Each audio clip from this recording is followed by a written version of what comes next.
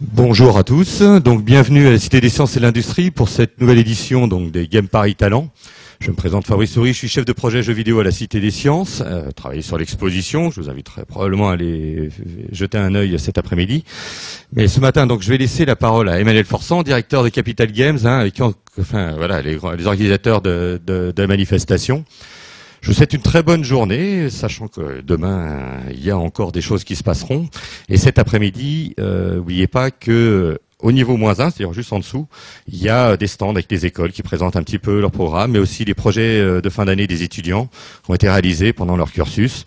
Vous pourrez tester directement, parce que c'est des jeux, voilà. Et je vous souhaite une très bonne journée. Je vous remercie pour tout, pour votre venue. Et puis, j'ai plus qu'à vous donner les perspectives et la suite. Bonjour, donc Emmanuel Forçant, je suis le directeur de Capital Games, qui est l'organisateur de cet événement. Fabrice, j'ai juste une question, c'est cet après-midi ou c'est à 11h30 comme c'est indiqué sur le planning? C'est 11h30 il me semble. On commence à 11h30, oui. C'est ça. Oui, pardon, oui. Mais ça sera ouvert encore cet après-midi. Parce que et ce sera aussi ouvert cet après-midi. Voilà, tout à fait. C'est ce que je voulais préciser. Donc à partir de 11h30 et cet après-midi, la possibilité de tester les démos des projets étudiants, de rencontrer les étudiants, etc., etc. Donc je vais déjà vous présenter un petit peu comment ça va se passer pour ce matin. Donc jusqu'à 10h, je vais vous parler un petit peu des globalement des métiers du jeu vidéo et comment est-ce qu'on en vient à travailler dans le jeu vidéo. De 10h à 11h30, nous aurons une table ronde. En fait, deux tables rondes, puisqu'en fait, on va la diviser en deux. Une première avec une présentation des métiers du jeu vidéo, avec des gens qui vont venir vous parler de leur métier. C'est toujours beaucoup plus intéressant quand c'est du vécu. Donc, on aura un game designer, un chef de projet, un graphiste, un programmeur, un directeur marketing. Ça couvre presque l'ensemble des métiers. Il y en a d'autres, évidemment.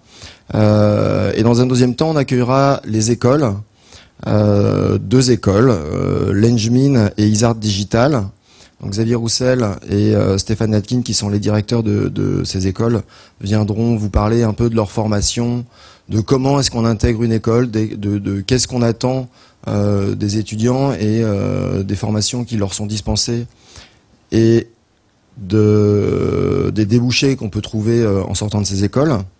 Et on sera accompagné sur cette table ronde d'un journaliste qui s'appelle Pierre Gaultier, qui est le rédacteur en chef de ce petit guide, qui est le guide du jeu vidéo, qui est un guide à la fois destiné aux professionnels et aux étudiants, qui liste à la fois les formations, les entreprises, etc., etc.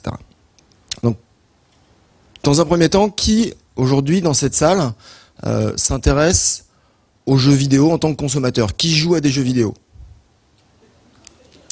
Voilà, ça c'est fait. Donc le jeu vidéo, c'est quelque chose qui vous intéresse en tant qu'utilisateur. Qui serait intéressé par travailler dans les jeux vidéo? Ah ouais. J'ai entendu tous les garçons. Les filles sont moins intéressées à travailler dans les jeux vidéo que les garçons? Il y a des filles intéressées à travailler dans le jeu vidéo, pas à jouer. C'est un lapsus, justement. Qu'est-ce que vous connaissez des métiers du jeu vidéo? À votre avis, comment est-ce qu'on crée un jeu vidéo? Est-ce que vous en avez une idée? Je vous écoute, ceux qui ont dit oui.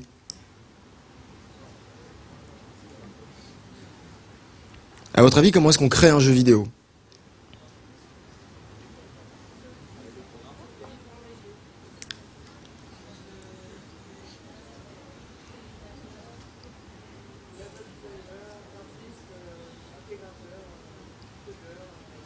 Absolument, il y a plein de métiers.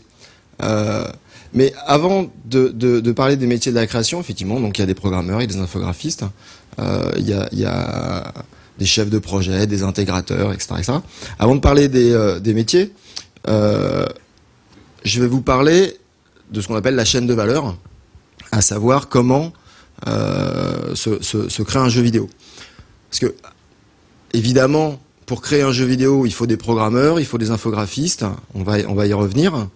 Mais une fois qu'on a créé notre jeu vidéo, et encore, même avant d'avoir terminé de le créer, il y a un certain nombre de prestataires qui vont intervenir Aujourd'hui, tous les métiers ne sont pas intégrés dans un studio de développement. On a des métiers comme par exemple ceux qui vont s'occuper de la traduction, de la localisation, de ce qu'on appelle la motion capture. Donc tout ça, ça fait partie des prestataires. Il y a un certain nombre de prestataires techniques, comme tout ce qui va être moteur 3D, etc., etc. Et dans le jeu vidéo, on a de plus en plus, aujourd'hui, d'externalisation des métiers connexes. Je vais raconter une petite histoire, c'est Ford, il y a une centaine d'années. Ford, qui construit des automobiles, comme vous vous en doutez, avait décidé, quand il construisait ses voitures, de tout internaliser. C'est-à-dire que Ford construisait les pneus, fabriquait sa peinture, fabriquait les vitres, les portes, évidemment le moteur, etc., etc., etc. Et c'était super important.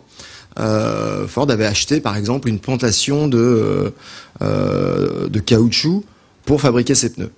Aujourd'hui, dans l'industrie automobile, Renault ou Peugeot ne fabriquent quasiment plus rien tout seul. Ça n'a pas de sens. Fabriquer ces pneus, ça coûte trop cher en recherche et développement, en fabrication, en usine, etc., etc., pour être amorti sur une gamme de voitures. Donc, exactement comme dans l'industrie automobile, le jeu vidéo, au départ, c'était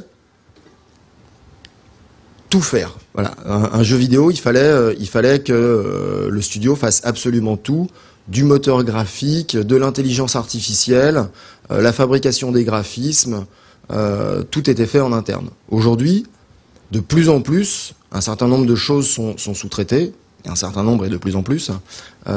Donc évidemment, par exemple, tout ce qui va être la localisation, ça se trouve plus en interne dans un studio. Tout ce qui va être de la motion capture, par exemple, vous savez ce que c'est que la motion capture? Ça vous dit quelque chose?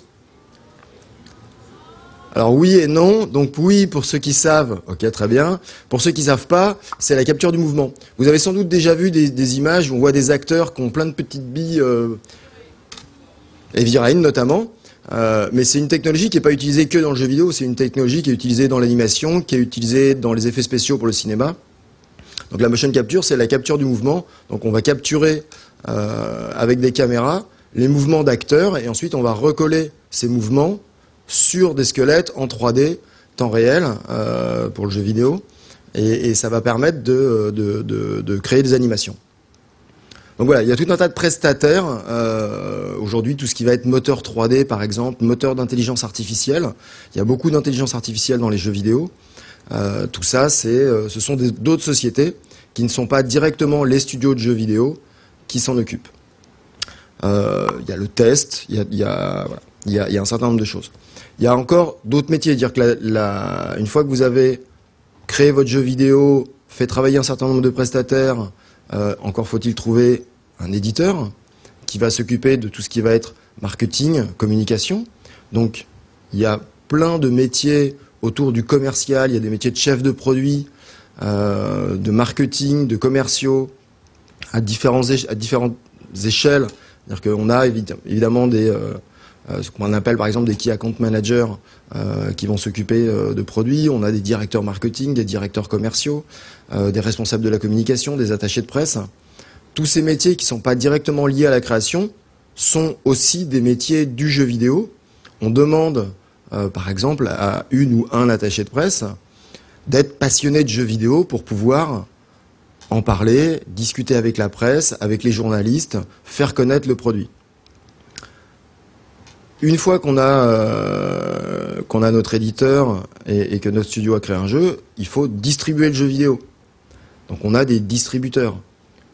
Vous connaissez évidemment la Fnac, Micromania, ou ce genre de société. Donc il y a des vendeurs. Aujourd'hui, Micromania emploie plusieurs centaines de personnes. Donc il y a du travail aussi directement dans la vente. Donc voilà, tout ça pour dire, il n'y a pas dans le jeu vidéo que des infographistes et des programmeurs. Il y a des commerciaux, il y a des gens au marketing, il y a des gens à la communication, il y a des gens à l'administratif. Parce que mine de rien, aujourd'hui, le jeu vidéo, c'est des milliers d'emplois en France. Et ben, on a des gens qui sont chargés des ressources humaines, évidemment. Donc, et en bout de chaîne, on va avoir des journalistes. Qui rêverait de tester des jeux vidéo et de passer ses journées à tester des jeux vidéo? Il y en a un certain nombre quand même.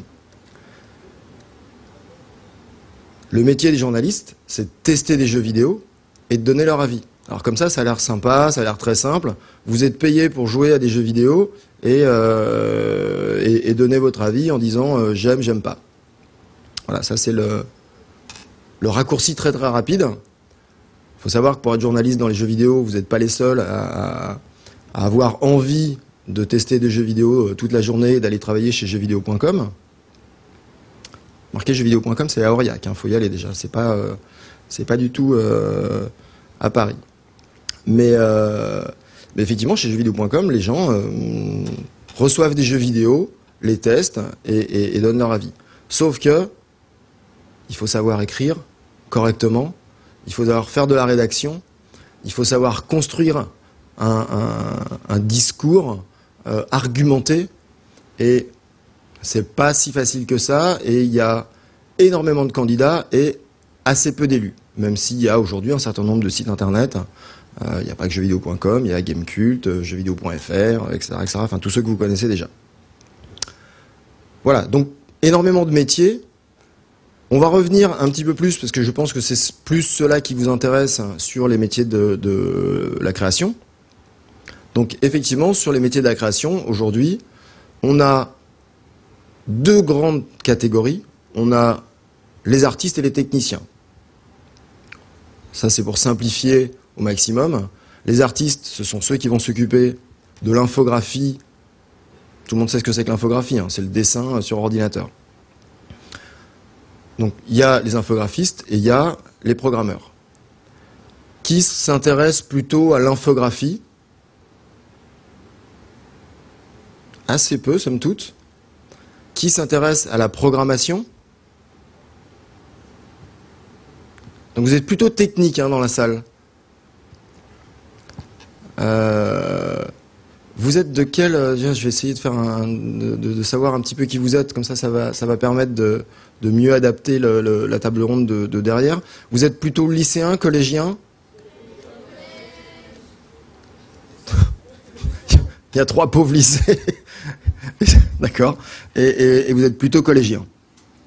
Donc vous n'avez pas encore tout à fait défini quelles vont être vos orientations. Donc c'est intéressant en même temps de pouvoir en parler maintenant.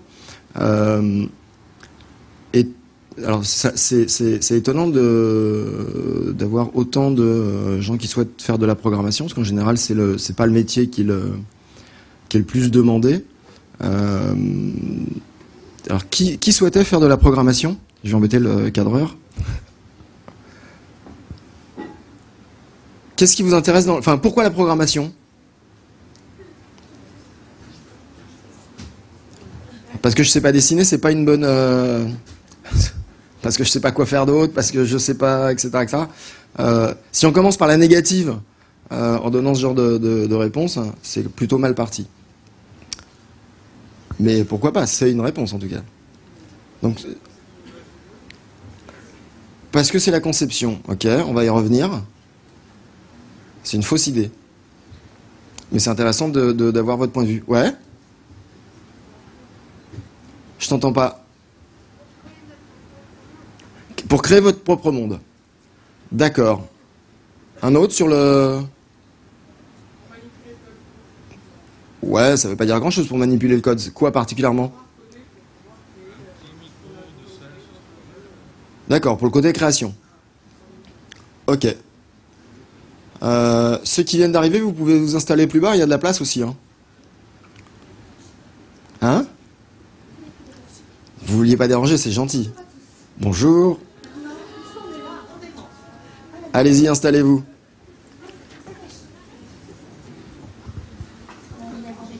Il n'y a pas de souci.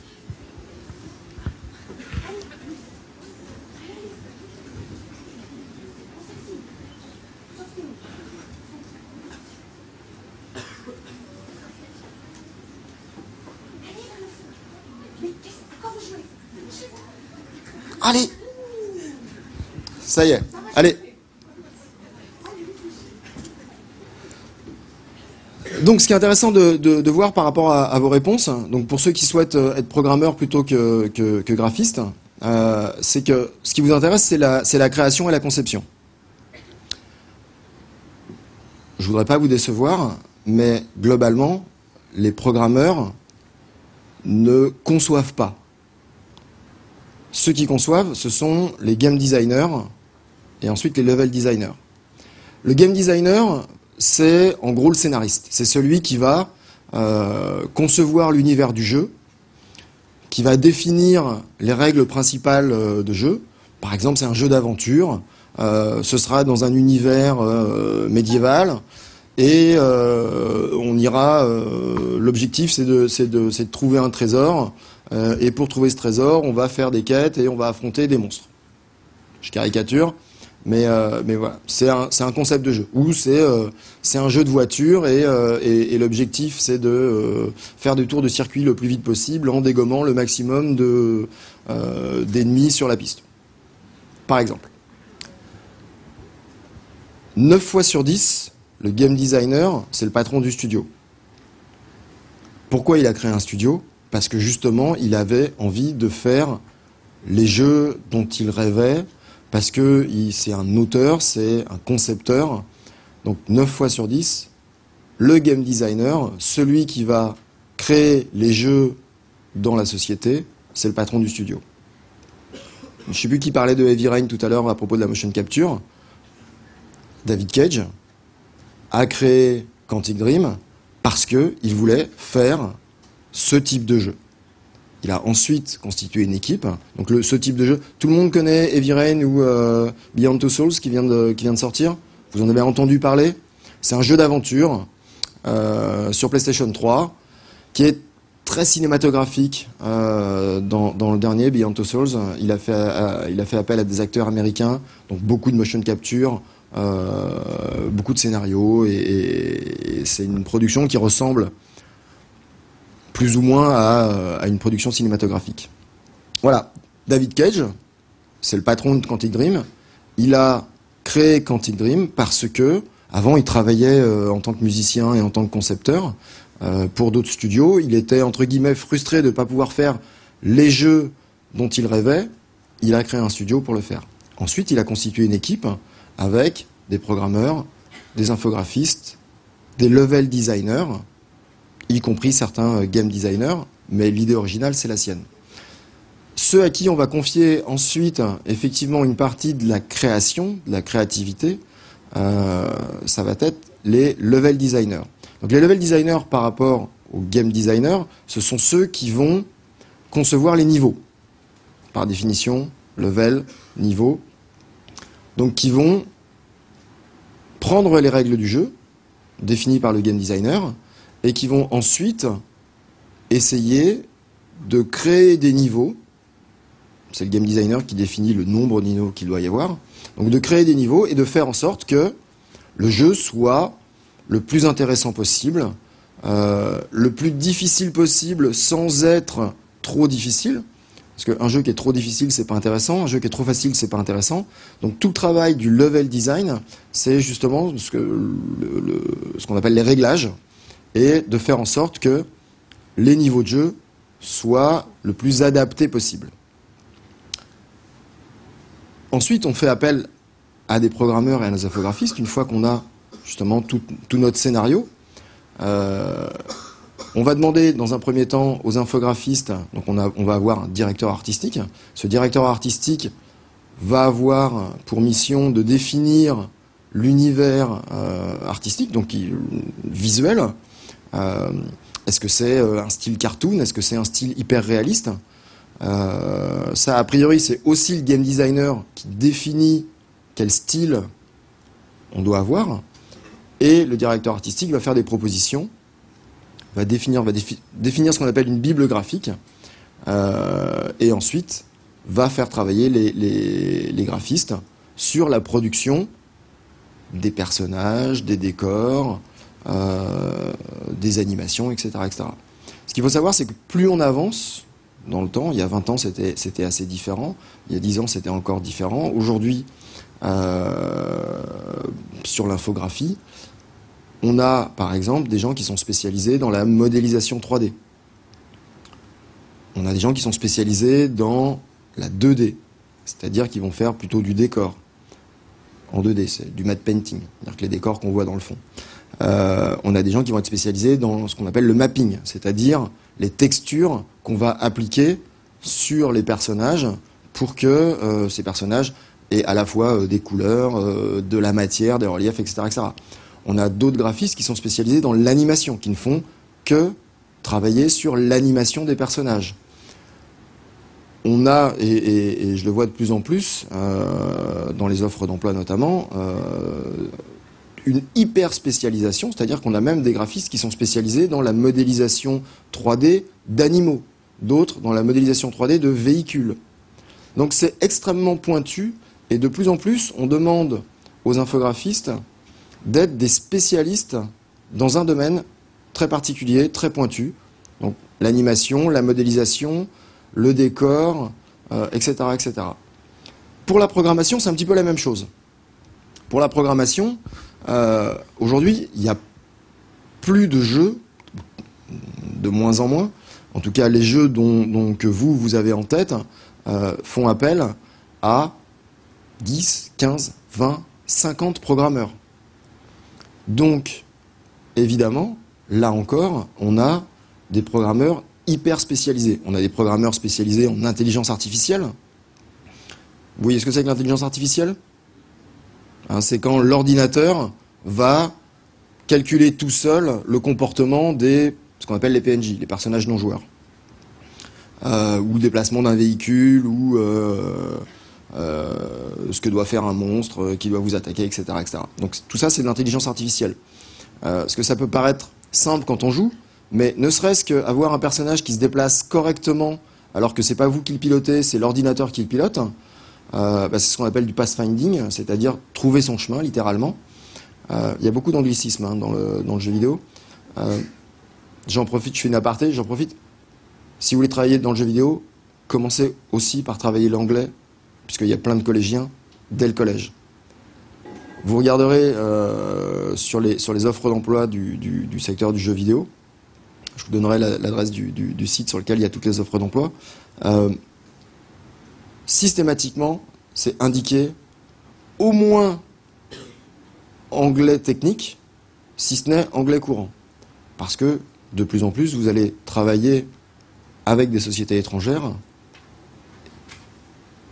et toutes les documentations, David Téné, qu'on verra tout à l'heure, et toutes les documentations sont évidemment en anglais. Aujourd'hui, tout ce qui va être documentation technique, guide de programmation, les guides pour programmer sur une PlayStation 3, maintenant sur une PlayStation 4, voilà, tout ça c'est en anglais.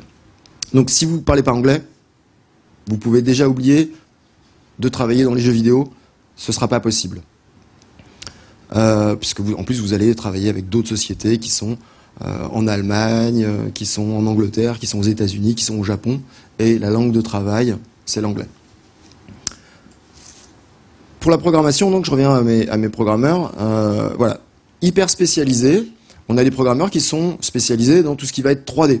Donc, il y en a un, on en a perdu un là. Ça va ? Géométrie, trigonométrie. Il faut maîtriser absolument tout ce qui va être mathématiques. On a des programmeurs qui vont être spécialisés dans la physique, etc., etc. Globalement, aujourd'hui, dans le jeu vidéo, toutes les personnes qui travaillent dans un studio de développement sont des gens qui ont entre Bac+3 ou Bac+5 et qui sont spécialisés dans un domaine particulier. Est-ce que vous avez des questions rapides? Parce qu'on va revenir de toute façon sur l'ensemble des métiers avec nos différents intervenants qui vont vous présenter, là pour le coup, réellement ce que eux font, quelle est leur expérience, d'où ils viennent, comment ils travaillent. Mais globalement, est-ce que vous avez des questions dans un premier temps, enfin, ou est-ce qu'il y a des métiers que vous souhaiteriez aborder qu'on n'aurait pas abordé, oui? Alors, est-ce que l'hyperspécialisation est nocive? Je répète parce que comme c'est enregistré, Ça permettra à ceux qui écoutent d'avoir la question. La question, c'est est-ce que l'hyperspécialisation est nocive? Pourquoi elle serait nocive en perte de créativité, par exemple? Par exemple, aussi pour les évolutions de carrière, si on a envie de... Ah. Non, on va le faire. De toute façon, il va falloir qu'on passe à toi. Mais ouais, passe avec un micro. Donc, sur les évolutions de carrière, effectivement, à partir du moment où effectivement on est hyper pointu, hyper spécialisé, effectivement, ça va être difficile de s'ouvrir sur d'autres postes et de pouvoir répondre à des candidats, enfin à des propositions de postes qui vont être un tout petit peu différentes. Donc oui, potentiellement, c'est nocif à titre personnel pour celui qui va s'être hyper spécialisé, parce que en fait, ça réduit le champ de ses possibilités. C'est ça le problème. Par contre, ça augmente son attractivité vis-à-vis des employeurs qui recherchent ce profil-là. C'est-à-dire qu'on va avoir mécaniquement moins d'employeurs qui recherchent un profil hyper spécialisé, mais par contre, quand c'est ça qu'on recherche, là pour le coup, ils trouvent du boulot. Ce qu'il faut savoir aussi, c'est que cette hyper spécialisation, elle intervient au bout d'un certain temps, soit en expérience professionnelle, soit dans la formation. Et en général, je prends les graphistes par exemple, pour les formations graphistes, on va leur proposer dans les premières années de se former à l'ensemble des techniques graphiques, c'est-à-dire aussi bien 2D, 3D, modélisation, animation, texturing. Ils vont avoir cette palette. Ensuite, c'est eux qui vont choisir, à la fois par goût et aussi se rendre compte qu'ils vont être bons plutôt dans la 3D et sur le fond pas tellement dans la 2D. Ils sont meilleurs sur un ordinateur ou au contraire ils sont meilleurs sur le papier. Je fais une aparté. On continue aujourd'hui dans le jeu vidéo à utiliser un crayon, un papier, de la peinture, des feutres. Il y a encore des gens qui touchent pas un ordinateur et qui travaillent dans le jeu vidéo. Ça va être tous ceux qui travaillent sur les bibles graphiques et qui vont donc effectuer des recherches pour savoir comment doivent être les personnages. Ça existe aussi dans l'animation et dans le dessin animé. C'est voilà, tous ceux qui vont faire des croquis et essayer de définir quelles vont être les têtes des personnages, quels vont être leurs costumes, quels vont être les environnements, etc., etc. Et ensuite, on passe à la production et à la production 3D. Et donc voilà pour la réponse. Alors, j'ai fait une généralité et ce dont j'ai parlé, concerne principalement les grosses productions. Heureusement, il y a encore aujourd'hui des petites productions qui se font à 5 personnes. Et là, pour le coup, on a un programmeur, on a 2 graphistes, un chef de projet. Et heureusement, il n'y a pas, là, dans ces équipes-là, d'hyper spécialisation. Et souvent, ce sont... alors, ça va être le cas, par exemple, des projets étudiants, mais même les projets étudiants que vous allez voir tout à l'heure, ce sont des projets qui ont nécessité des équipes de entre 5 et 10 personnes. Donc aujourd'hui, le temps où les jeux vidéo pouvaient être faits à 2 personnes sont quasiment révolus. Ça existe quasiment plus. On a toujours des exceptions de quelqu'un qui a fait un jeu quasiment tout seul ou qui l'ont fait à 2 avec un programmeur et un graphiste. Mais voilà. Voilà. Chez Ubisoft, par exemple, c'est hyper spécialisé. Dans des petites sociétés qui font des jeux web ou des jeux mobiles, c'est moins spécialisé, évidemment. Est-ce qu'il y a d'autres questions? Oui?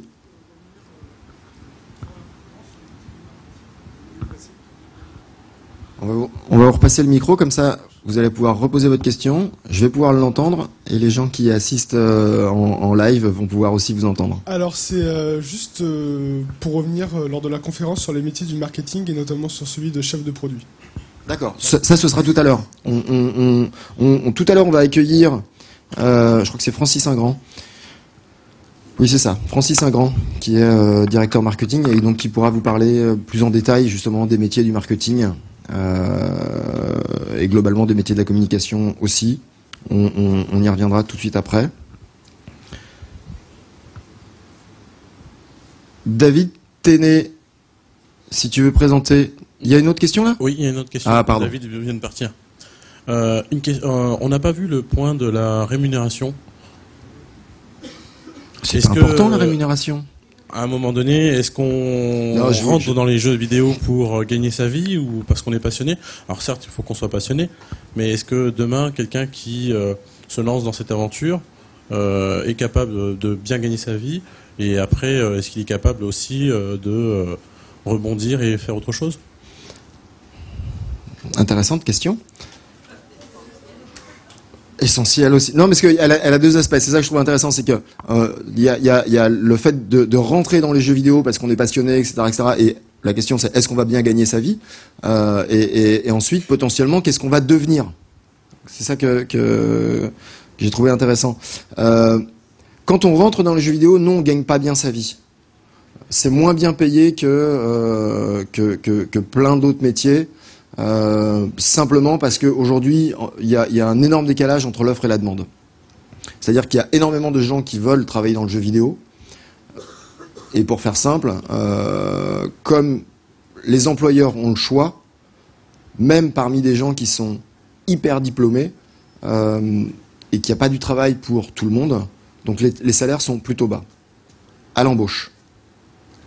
À partir du moment où vous avez du talent, où vous travaillez correctement, l'évolution de carrière peut être rapide, à la fois en termes de salaire et en termes de responsabilité. C'est-à-dire que ça reste une industrie à la fois créative et qui est moins organisée, structurée que va être la banque, par exemple. Je pense aux programmeurs. On a un certain nombre de programmeurs qui se posent la question en fin d'école d'ingénieur de savoir s'ils vont aller travailler plutôt dans la banque ou plutôt dans le jeu vidéo. Ils aimeraient bien travailler dans le jeu vidéo plutôt par passion. En même temps, dans la banque, à l'entrée, ils vont être payés 2 fois ce qu'ils gagneraient dans le jeu vidéo. Par contre, en termes d'évolution de carrière derrière, c'est plus compliqué, c'est beaucoup plus... Enfin, c'est plus compliqué. Dans la banque, c'est clair, c'est tous les 5 ans, on va avoir un entretien et potentiellement, on va pouvoir grimper. Dans le jeu vidéo, c'est à chaque fin de projet. Un projet, ça peut durer 1 an, 2 ans, 3 ans, mais c'est à chaque fin de projet, on se remet en question et on peut bénéficier d'une augmentation, changer de poste, évoluer, et on peut se retrouver à 30 ans avec de grosses responsabilités dans un studio de jeux vidéo. Mais on n'y vient pas pour gagner de l'argent, sinon il vaut mieux aller travailler dans la banque ou dans l'assurance. Par contre, on peut évoluer, et il y a aujourd'hui des gens qui gagnent très très bien leur vie dans le jeu vidéo. Sur la question de l'évolution et de l'évolution de carrière, ça rejoint un peu la question sur l'hyperspécialisation. Dans le jeu vidéo, on y arrive aujourd'hui. Avant, on y arrivait parce qu'on était passionné. Aujourd'hui, on y arrive parce qu'on est passionné et on a fait des études. Et parce qu'on a fait aussi des études supérieures.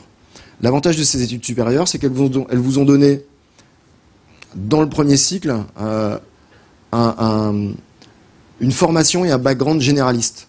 Si vous êtes programmeur, vous avez appris à programmer plein de systèmes.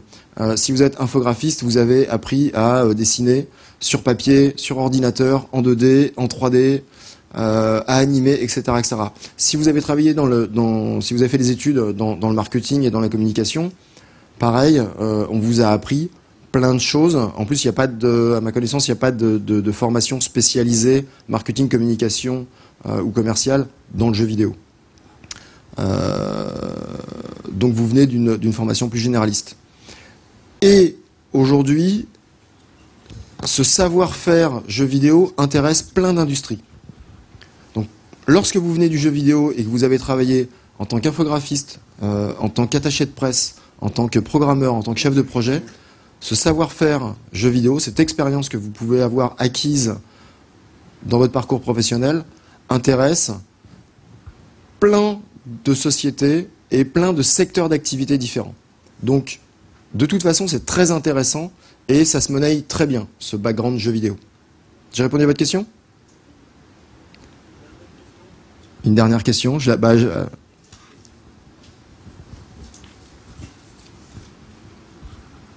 Dernière question. Est-ce qu'aujourd'hui, quelqu'un qui se lance dans l'aventure des jeux vidéo est capable de travailler et gagner sa vie en France?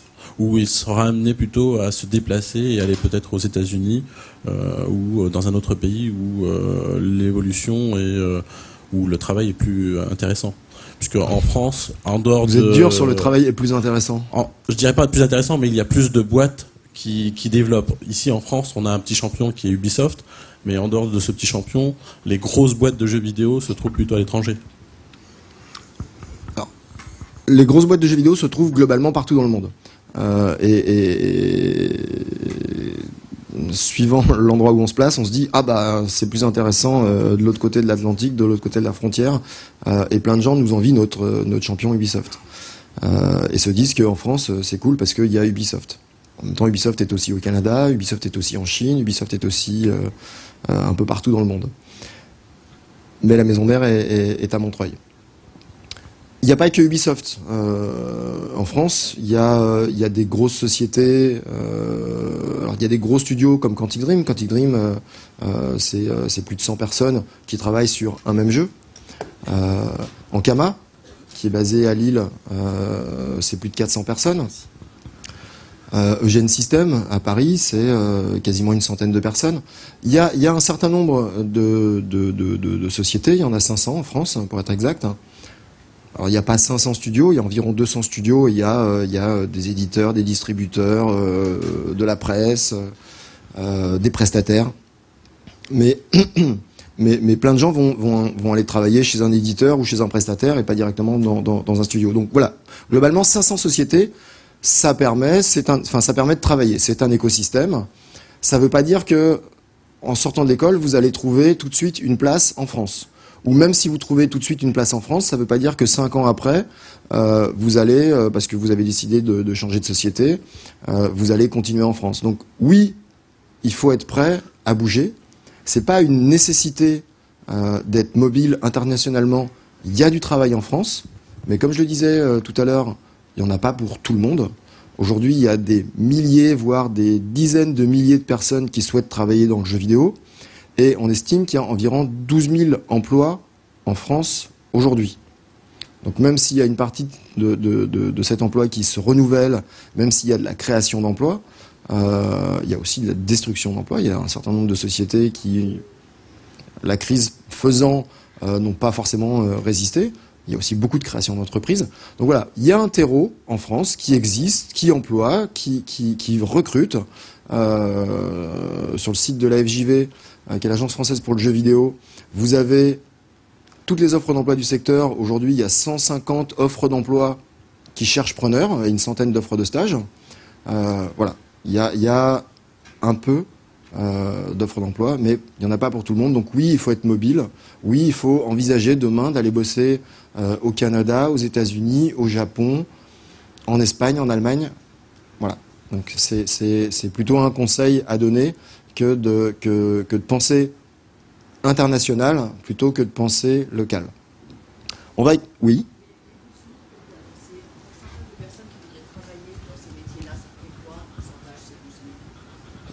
On va vous passer le micro, je vous ai pas entendu. Oui, excusez-moi. Les 12 000 que vous annoncez, ça représente quoi en pourcentage de personnes qui voudraient travailler dans ces jeux vidéo? 12 000, c'est 12 000 personnes qui... Un pourcentage de personnes qui sortent des écoles. Les 12 000, c'est 20% de personnes qui trouvent en France ou pas? Non, c'est 12 000 personnes qui travaillent aujourd'hui en France. Oui, d'accord, mais par rapport au nombre de personnes formées? Ah, ça, je sais pas. D'accord. J'ai pas le nombre Parce que, bon, 12 000, c'est bien, mais si vous en formez 100 000, c'est ça le rapport que je voulais connaître. Voilà. J'entends. Je ne sais pas exactement aujourd'hui combien d'élèves sortent de fin de promotion des écoles de jeux vidéo. Ça rejoint les deux questions. C'est pas parce que vous sortez d'une école de jeux vidéo que vous trouverez du travail dans le jeu vidéo tout de suite. Et il faut aussi se préparer à peut-être aller bosser dans l'animation, dans l'audiovisuel, dans la communication, dans le web, et faire 2 ans dans une société qui fait de l'internet, et puis revenir 2 ans après dans une société de jeux vidéo, parce qu'il y aura à la fois une offre qui correspondra à ce que vous recherchez, et puis surtout vous aurez tout d'un coup 2 ans d'expérience. Parce qu'une des difficultés qu'on remarque dans le jeu vidéo, c'est pour les jeunes diplômés à trouver du travail tout de suite. En fait, les sociétés de jeux vidéo privilégient les gens qui ont de l'expérience et de l'expérience en entreprise. Et pas forcément de l'expérience dans le jeu vidéo, mais de l'expérience en entreprise. Parce que trop de jeunes diplômés sortent justement d'école, ont une vision idéaliste du jeu vidéo, sont difficiles à gérer et à manager. Et voilà. Et on préfère souvent recruter des gens qui ont quelques années d'expérience et qui sont entre guillemets plus malléables. David, on fait une présentation rapide parce que sinon on va finir par être en retard parce qu'il est déjà 10h en fait. On fait une présentation du guide du jeu vidéo. Je te laisse faire une présentation du guide du jeu vidéo. Avec plaisir, merci Emmanuel. David Téné.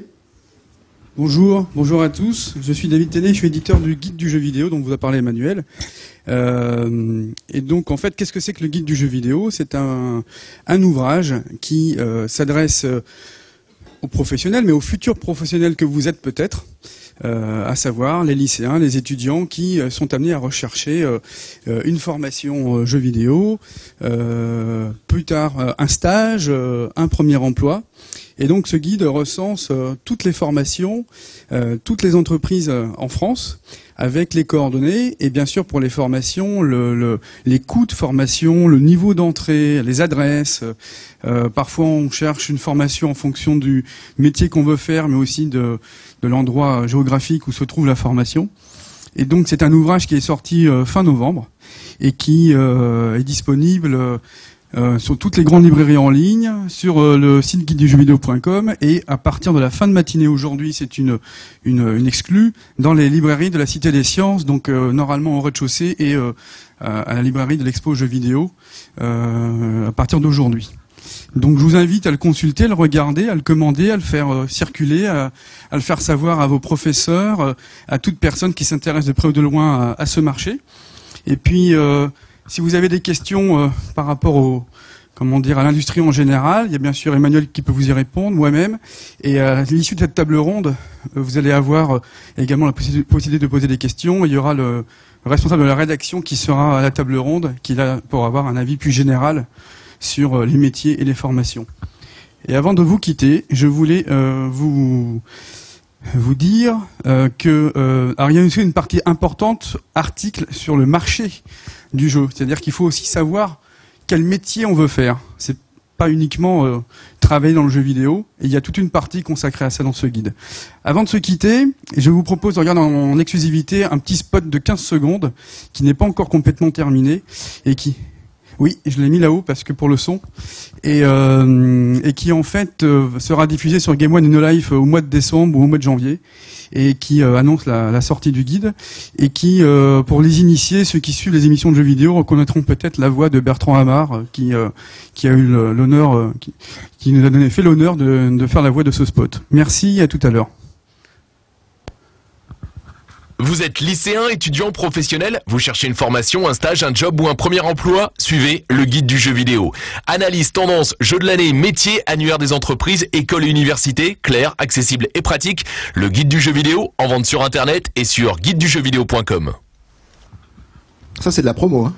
Merci Manuel, merci à Capital Games. Lycéen, étudiant, professionnel, vous cherchez une formation, un stage, un job. Et en plus c'est en boucle. Bertrand ne s'arrête plus. Merci de nous avoir permis de présenter le guide et puis à très bientôt. Ça marche, merci David.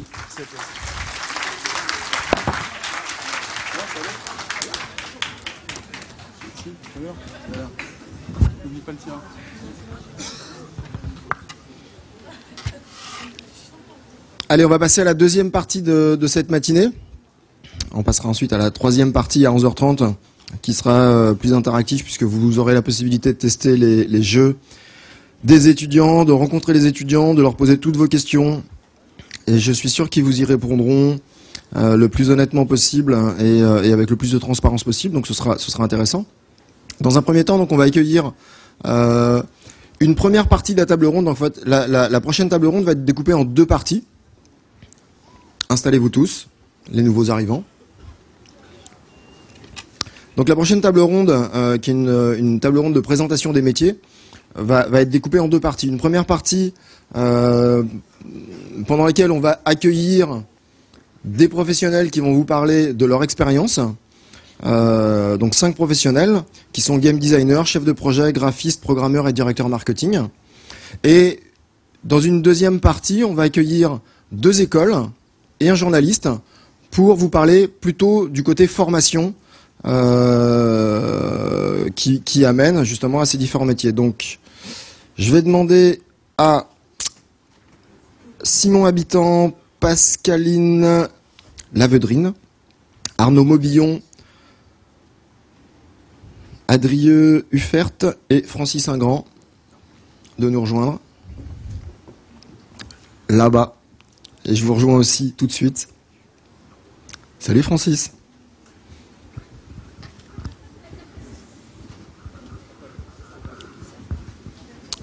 Non, j'appellerai Pierre tout à l'heure. Quand je parlais d'un journaliste, sur la deuxième partie de la table ronde, donc on aura 2 écoles, l'Engmin et Isart Digital, et un journaliste pour parler de formation et refaire la promo de cet excellent guide.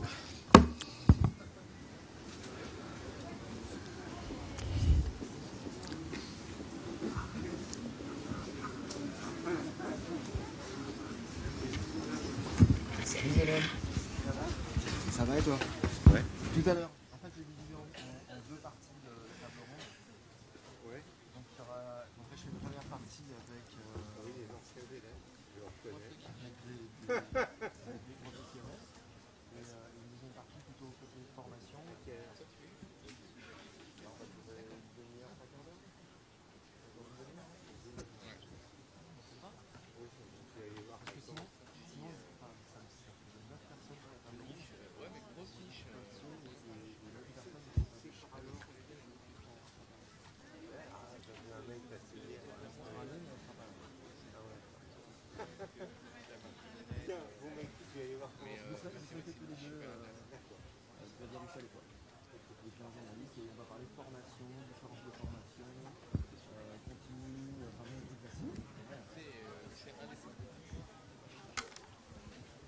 Est-ce que tout le monde a trouvé une place, hein? Non, pas encore.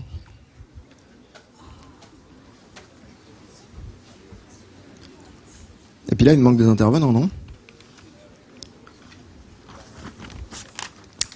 Alors, je reprends ma feuille. Francis, c'est fait. Quelqu'un de Tindalos. Il avait dit presque OK. Donc, presque, c'est...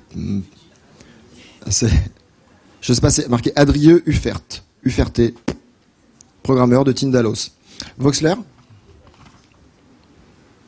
Amplitude. Et Simon Habitant de Eggball, ex-Eggball.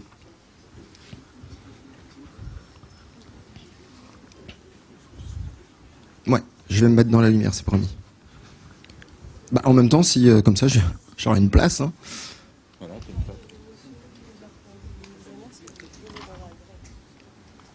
Parce que Eggball est quoi? Ah, d'accord. Pierre, il est bon sur les métiers aussi, non? Je sais. Il manque pas quelqu'un, mais ça doit être le 4. Il est expert.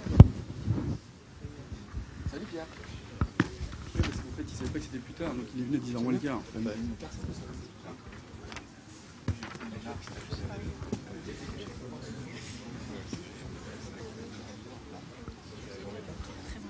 Ah, mais il y a encore des groupes qui arrivent, on va plus avoir assez de place au final, il va falloir vous tasser là. Entrez, entrez. Oui, en même temps, il y a les marches, il y a de la place.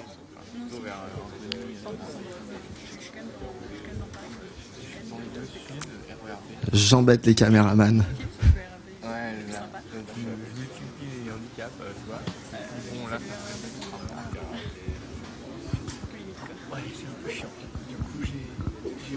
Quel succès!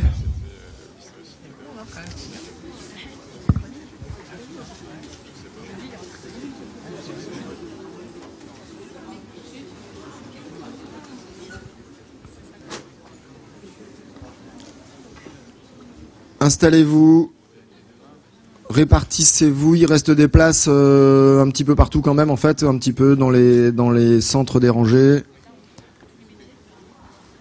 Vous pourrez pas tous être à côté les uns des autres, laissez tomber votre copain et votre copine, tant pis, je suis désolé.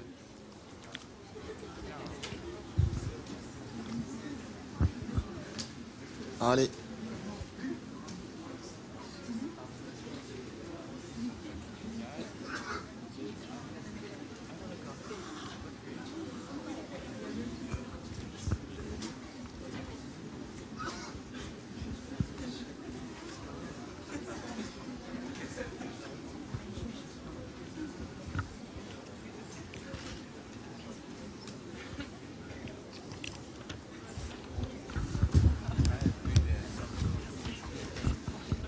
Je vais réembêter le caméraman.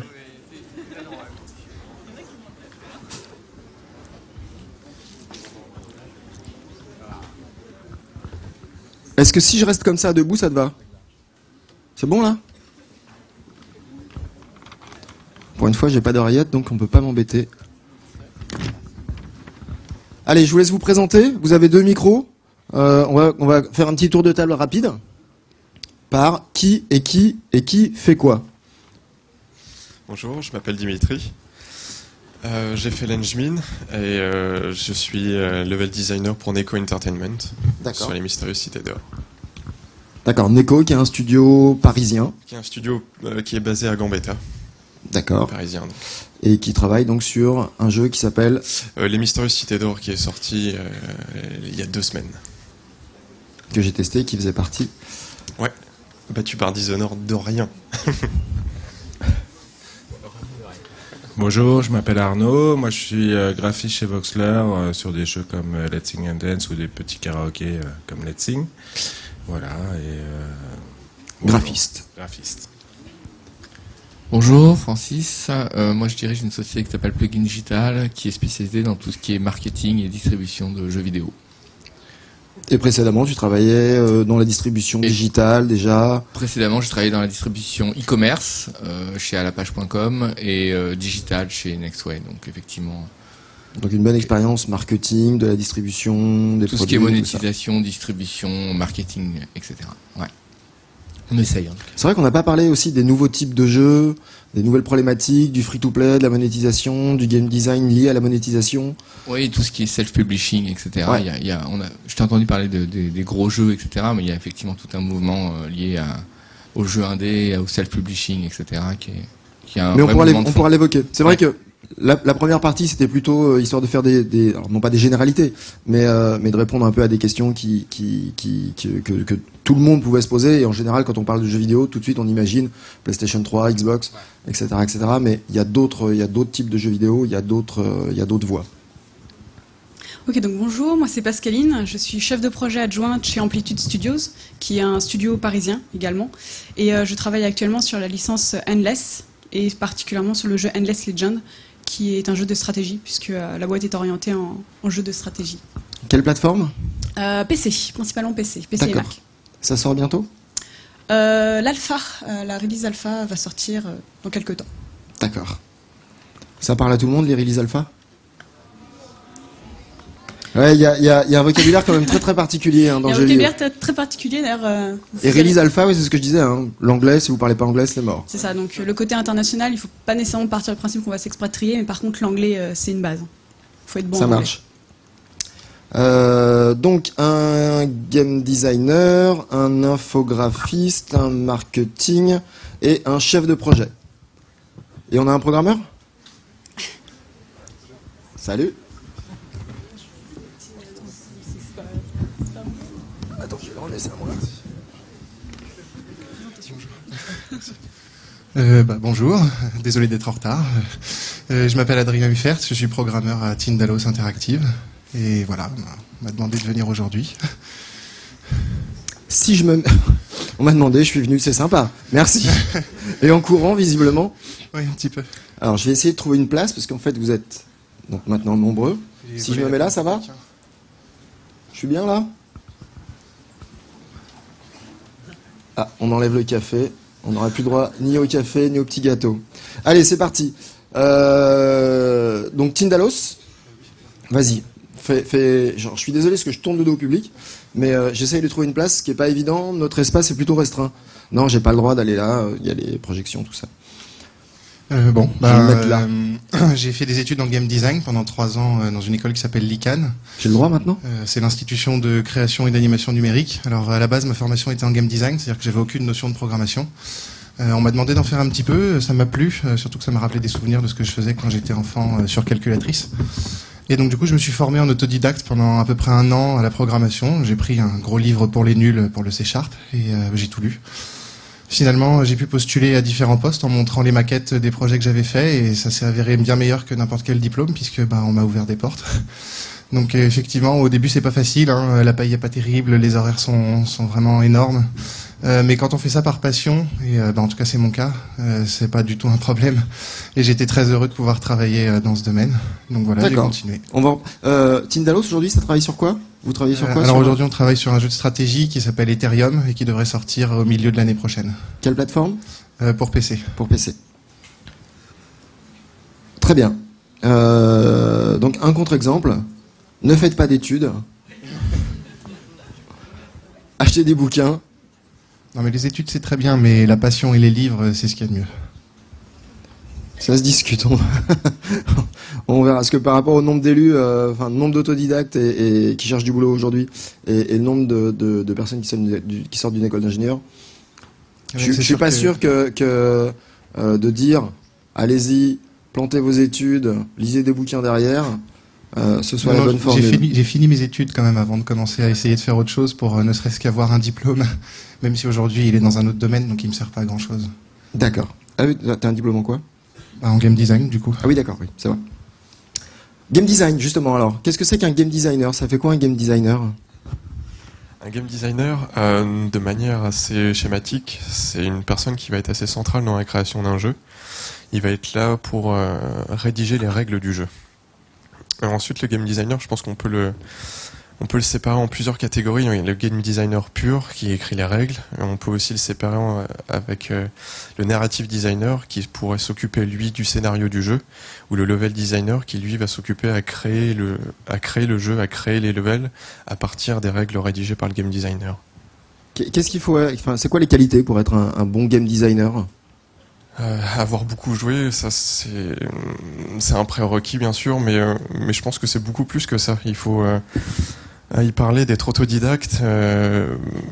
C'est vrai, il faut s'ouvrir aux choses, il faut énormément lire, énormément regarder. Les séries en ce moment sont une très bonne chose pour la narration, la littérature, les arts en général, être assez ouvert, assez cultivé. Parce que si on ne connaît que les jeux vidéo, on ne pourra que les copier et sans vraiment innover. D'accord, donc en fait, il faut vraiment s'imprégner de l'ensemble des cultures de la création, aussi bien littéraire, télévisuel, audiovisuel. Oui, bien sûr, on est obligé de se nourrir de tout ce qui nous entoure et pas seulement le jeu vidéo. D'accord. Et t'avais fait quoi comme étude précédemment? J'ai fait une licence de biologie avant de rentrer à l'Engmin, où j'ai fait un double cursus game conception et ergonomie. Donc licence de bio, donc c'est bac+3. Ouais. Ensuite l'Engmin, on verra. Donc on a Stéphane Natkin qui sera là tout à l'heure. Oui, il va vous expliquer. Pour nous parler de l'Engmin, donc sur le processus de recrutement, on verra tout de suite après. Donc ensuite l'Engmin, donc bac+5. C'est ça. Et ensuite Neko. Et ensuite Neko. Difficile de trouver du travail? Assez, oui. Enfin surtout en France et même avec la volonté de vouloir s'exporter. Il y a des problèmes par rapport aux... Expatriés. S'expatrier. Exporter, c'est plutôt pour les produits, c'est dur. Je suis une marchandise. C'est assez difficile parce que il faut les visas de travail. Et la volonté suffit. Oui, en même temps, oui. Il suffit pas que d'avoir la volonté, il faut aussi avoir la possibilité administrative Exactement. de le faire. Cela dit, aujourd'hui, c'est compliqué d'avoir un visa de travail pour aller travailler au Canada ou aux États-Unis? C'est en pleine période. En ce moment, ils sont en train de repousser, par exemple, pour le Canada, pour les PVT, pour les visas de travail. Pour le PVT, si j'ai les chiffres, c'est 10 000 demandes pour 6 000 places. D'accord. Bon, ça va. Oui, ça reste que des PVT. Donc, il n'y a pas d'entreprise derrière. C'est juste un permis qui te permet d'aller là-bas et la possibilité de trouver un travail. Ce n'est pas... Ouais, d'accord. Donc, compliqué. assez compliqué. Combien de temps sortant de l'école entre la sortie de l'Engmin et puis la poignée de main chez Neko? J'ai une certaine chance. Enfin, pour valider le master de l'Engmin, il faut avoir fait un stage de 6 mois. Et à la suite du stage de 6 mois, j'ai été en tant qu'auto-entrepreneur dans l'entreprise. D'accord. Beaucoup de personnes passent par le stage, justement. On est obligé d'avoir un stage pour valider notre master. Ok. Donc, oui, on y passe. Infographie? Donc je vais parler de mon parcours, c'est ça? Moi je suis un parcours un peu comme tous les autres là, un peu bizarre. Moi j'ai commencé par la fac d'art plastique, après je suis arrivé aux Beaux-Arts et là j'ai fait 5 ans et après je me suis formé tout seul à l'infographie, à la 3D, à des logiciels hyper compliqués comme Maya, à l'animation. Bon, j'avais la base de dessin, mais il me manquait tout ce qui était la technique, donc ça m'a mis une bonne petite année pour mettre en forme sur des logiciels comme Maya. Puis après, commencer à regarder un peu les moteurs. Donc 5 ans d'études après le bac quand même, aussi. Ouais. Donc 5 ans d'études après le bac pour une formation artistique? Pour une formation artistique, donc bon, c'est pas tellement orienté jeux vidéo, on est d'accord, mais j'étais déjà un gamer un peu avant, donc pendant mes études, et puis un jour, je me suis dit, après la peinture, passons à la 3D, voilà, de virtuel. Et il a fallu un an, donc un an pour se former aux outils informatiques de Maya pour classiques. Les nuls. Voilà, Maya pour les nuls. Un an, c'est petit. C'est court comme formation, mais bon, après on apprend sur le tas avec les gens avec qui j'ai travaillé. Moi je travaillais après à Lyon dans un petit studio qui s'appelle Étrange Libellule, qui est sur des jeux Wii. Donc voilà, après j'étais textureur surtout, vu que j'avais un métier de peintre qui m'a aidé pas mal pour faire toutes les textures des environnements. On était pas mal, hein, on était 100 et on était une quinzaine de graphistes pour un jeu d'1 an, donc pour créer tout l'univers. Donc voilà. Tu dessinais sur l'ordinateur directement ou tu dessinais encore à la peinture traditionnelle? En fait, le jeu vidéo, ça dépend de quel projet c'est, mais bon là, dans ma petite boîte par exemple, on est 2 graphistes, là où à Étrange Libellule par exemple, on était 15, donc tout était bien séparé. Il y a des gens qui font les recherches pour le game design aussi, faire montrer l'ambiance. Donc ça, c'est beaucoup plus dessiné, c'est beaucoup plus peinture, mais informatique, c'est-à-dire sur des tablettes qu'on présente. Après, une fois que tout est validé, eh bien, c'est la phase de construction du jeu avec les game designers pour mettre en place les gros volumes du jeu. Et après, ces gros volumes de là, il faut les habiller. Donc les graphistes sont là pour les habiller, les rendre jolis et les rendre aussi au goût du projet. Donc, voilà. Aujourd'hui, tu es chez Voxler, donc tu travailles sur des projets type Let's Sing and Dance. Ouais, alors. Et c'est quoi par exemple, parce que entre ce que tu pouvais faire à Étrange Libellule, que je connaissais un petit peu, qui faisait plutôt de la grosse production graphique, et Voxler qui est plutôt un côté. Alors je sais pas si tout le monde connaît Let's Sing and Dance, mais tout le monde a déjà vu Just Dance de chez Ubisoft. C'est le même. Voilà, c'est la même catégorie. C'est même catégorie, c'est des jeux musicaux. Et on se dit pas qu'il y a forcément beaucoup de travail graphique? Si, il y a beaucoup. Je te charrie. Enfin, c'est voilà par rapport à je sais pas à une production de jeux d'aventure et un jeu de type. C'est sûr que Voxler, c'est une toute petite Vous société. Êtes combien? On est 8. D'accord. Voilà. Et combien de graphistes? On est 2 graphistes et après. Donc là, l'hyper spécialisation, elle est moins prégnante. Ouais, voilà, sur les petites boîtes. Voilà, sur les petites boîtes, il faut savoir un peu tout faire, et un peu être open. Polyvalent. Voilà, polyvalent. Moi, par exemple, j'ai commencé, j'étais tout seul chez Voxler. On n'était pas beaucoup. C'était leur premier jeu. Ils savaient pas trop au début comment on travaillait avec des graphistes aussi, donc c'était toute une phase d'apprentissage pour nous deux. Et finalement, on a commencé à faire des gros projets comme le Ticket Death, où là, il a fallu embaucher plus que de graphistes, parce que il y avait tout ce qui était vidéo, tournage, après mise en place du jeu en lui-même au niveau de l'interface. Donc c'était un énorme boulot qui nous a pris 1 an, et on était là on était un peu plus, on était 4-5 graphistes. Voilà. D'accord, pour tout ce qui était habillage, l'habillage, tout ce qui est interface. L'interface, et puis après... retravailler les vidéos, parce que toutes les vidéos où on voit les personnages sont retravaillés, c'est tout retravaillé à la main, tout ça? C'est tout retravaillé à la main, c'est filmé sur fond vert, donc il y a eu toute une phase de 1 mois de prise de vue. Et puis après, il fallait les détourer et les intégrer dans un univers qui était le nôtre pour le jeu. Donc oui, ça prend pas mal de temps. Il n'y avait pas beaucoup de chansons, mais ça nous a pris bien 2 mois pour le tournage. Détourage de fond vert, c'est pas le truc le plus créatif du monde quand même. Non, c'est pas le truc le plus créatif, mais il est nécessaire. Donc après, s'il est mal fait et s'il correspond pas, on a des pixels partout et c'est pas très beau. De temps en temps, t'as beau avoir fait 5 ans de beaux-arts et tout ça, et tu te retrouves à faire du détourage de fond vert. Et comme tu dis, mais il faut le faire. Voilà, il faut le faire. Après, moi sur ce projet-là, j'étais plus directeur artistique, donc... tu faisais travailler les autres. Voilà, je faisais travailler les autres, mais j'ai pas mal travaillé sur l'interface et sur le monde des différentes chansons pour le choix, tout ça.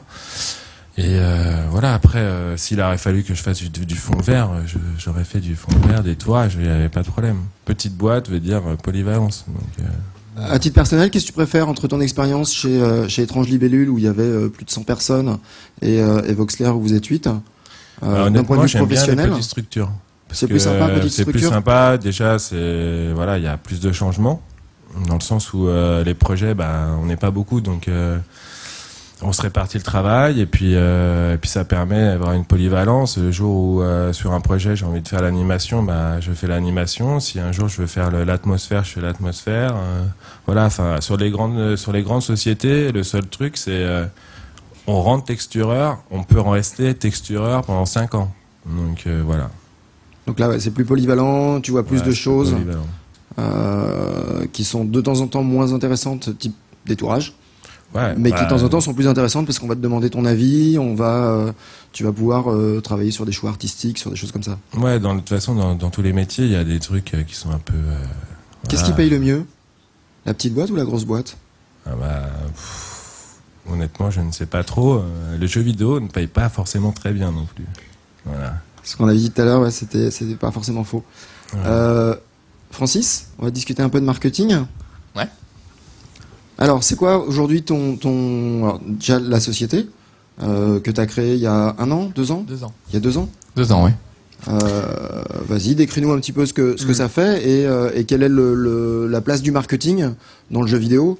On s'en doute, le jeu vidéo aujourd'hui c'est un produit, mais est-ce qu'il a besoin de marketing? Et c'est quoi le marketing? Oui, je pense que comme tout produit, il a besoin de marketing. Simplement, c'est pas forcément le même marketing pour vendre des jeux vidéo que pour vendre une boîte de petits pois chez Carrefour. Mais ma boîte en fait fait tout ce qui est distribution et marketing de jeux vidéo indépendants. Donc on travaille plutôt sur des produits dits indépendants, donc c'est assez large parce qu'on part de produits quand même assez mass market comme MotoGP ou WRC qui sont quand même des jeux à licence, jusqu'à des jeux plus de niche, de simulation de basket ou de karaoké, puisqu'on travaille avec Voxler justement. Et le but c'est de venir épauler ces sociétés pour les aider à marketer leur offre et à distribuer leurs produits dans le monde entier. Plutôt en digital, un petit peu en retail, mais enfin en boîte, mais plutôt sur le digital puisque c'est là où le marché va aujourd'hui. Si on devait faire une définition de ce que c'est que le marketing, hors jeu vidéo, c'est quoi le marketing en 2 phrases? En 2 phrases. Une. Je dirais, c'est faire connaître son produit. D'accord. C'est apporter la connaissance du produit, le nom du produit, la présentation du produit au plus grand nombre. Ouais, c'est tout ce qui peut permettre de faire connaître le produit et de faire découvrir le produit au plus grand nombre, effectivement.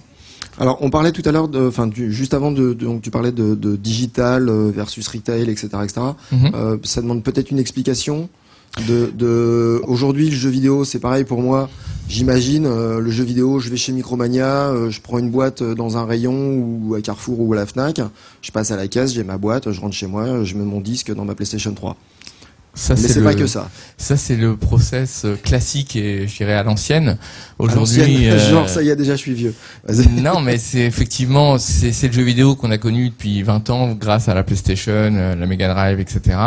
Aujourd'hui, le marché va plus vers le digital, donc c'est effectivement soit les jeux free-to-play qu'on retrouve essentiellement sur PC ou sur mobile ou tablette. C'est quoi? C'est des jeux auxquels je peux accéder en téléchargement? Ce sont des jeux gratuits auxquels on peut accéder soit en téléchargement, soit tout simplement en jouant via le browser, le navigateur internet, via Google Chrome ou Firefox. Donc ce sont des jeux qui sont en libre accès, soit qu'on télécharge sur son PC ou sa tablette, soit qu'on utilise directement sur la machine en streaming en fait.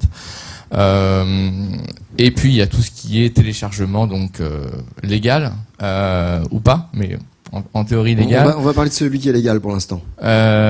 Donc c'est effectivement la possibilité d'acheter un jeu vidéo soit sur PC ou sur console, puisqu'aujourd'hui que ce soit Nintendo, que ce soit Microsoft ou Sony, ils ont tous une plateforme de téléchargement propriétaire qui permet de télécharger des jeux, soit des démos de jeux simplement, soit des jeux vidéo complets pour jouer sur sa console. Donc effectivement aujourd'hui on achète avec sa carte bleue un jeu 5, 10, 15, 20 euros, on le télécharge et 10 minutes après on peut jouer sans sortir de chez soi aux jeux vidéo directement sur sa console. Et ça aujourd'hui avec l'essor du câble, de la fibre optique, etc., c'est quelque chose qui est en train de se développer très fortement dans le monde entier. Qui télécharge ces jeux légalement ou pas d'ailleurs? Mais d'accord, donc et qui les achète en boîte?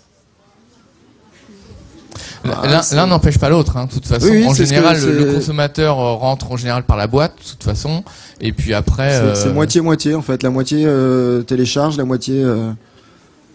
Vous dissipez pas pour autant. Après, ça dépend, je pense aussi de la plateforme. Aujourd'hui, sur PC, on télécharge beaucoup plus qu'on achète en boîte. Il y a vraiment eu un gap de franchise sur PC. Et aujourd'hui, la consommation PC, elle est très fortement liée au téléchargement, notamment via Steam, qui a vraiment démocratisé le téléchargement. Après, sur console, on a encore massivement un acte d'achat qui est dans les magasins via Micromania ou Fnac ou autre. Simplement parce que tous les jeux sont pas forcément disponibles aussi en téléchargement. Enfin, Oui, et puis un jeu console, ça pèse facilement 20 gigas. Hein, donc si vous n'avez pas une connexion internet digne de ce nom, autant dire que vous allez y passer 2 jours. Et un disque dur qui va bien sur la console. Et un disque dur qui va bien. Donc c'est vrai qu'il y a encore un frein assez. En termes de important. marketing, est-ce que ça a changé quelque chose justement pour la connaissance des produits, pour le marketing, enfin le fait de marketer les produits? Est-ce que le digital change quelque chose? Ça change tout même, parce que effectivement les consommateurs du digital sont plutôt connectés. Donc ça veut dire que ce sont des gens qui utilisent YouTube, ça veut dire que c'est des gens qui sont sur les forums, qui sont ouverts effectivement aux autres, alors que le consommateur boîte traditionnelle, pour le toucher, on faisait des pubs télé, les radios, affichage, presse, etc. Aujourd'hui, ce qui coûtait très cher, hein, aujourd'hui, grâce aux moyens de communication entre guillemets modernes, via YouTube, via tout ce qui est forum, Facebook, Twitter, etc., on a moyen de toucher énormément de joueurs, en plus de toucher plus facilement la cible qu'on souhaite toucher, parce que c'est le gros avantage du digital, c'est quand même. C'est le ciblage. C'est le ciblage. Donc ça permet de gagner en efficacité, de gagner en coût, parce que ça coûte évidemment beaucoup moins cher, et on sait qu'on touche directement la Concrètement, cible. Concrètement, ça peut être quoi une action? Enfin, aujourd'hui, les actions marketing sur lesquelles toi tu vas travailler, ça va ressembler à quoi? Et quel va être toi ton travail? Mon travail, ça va être plutôt de faire en sorte que le jeu soit trouvable sur le maximum de plateformes possibles.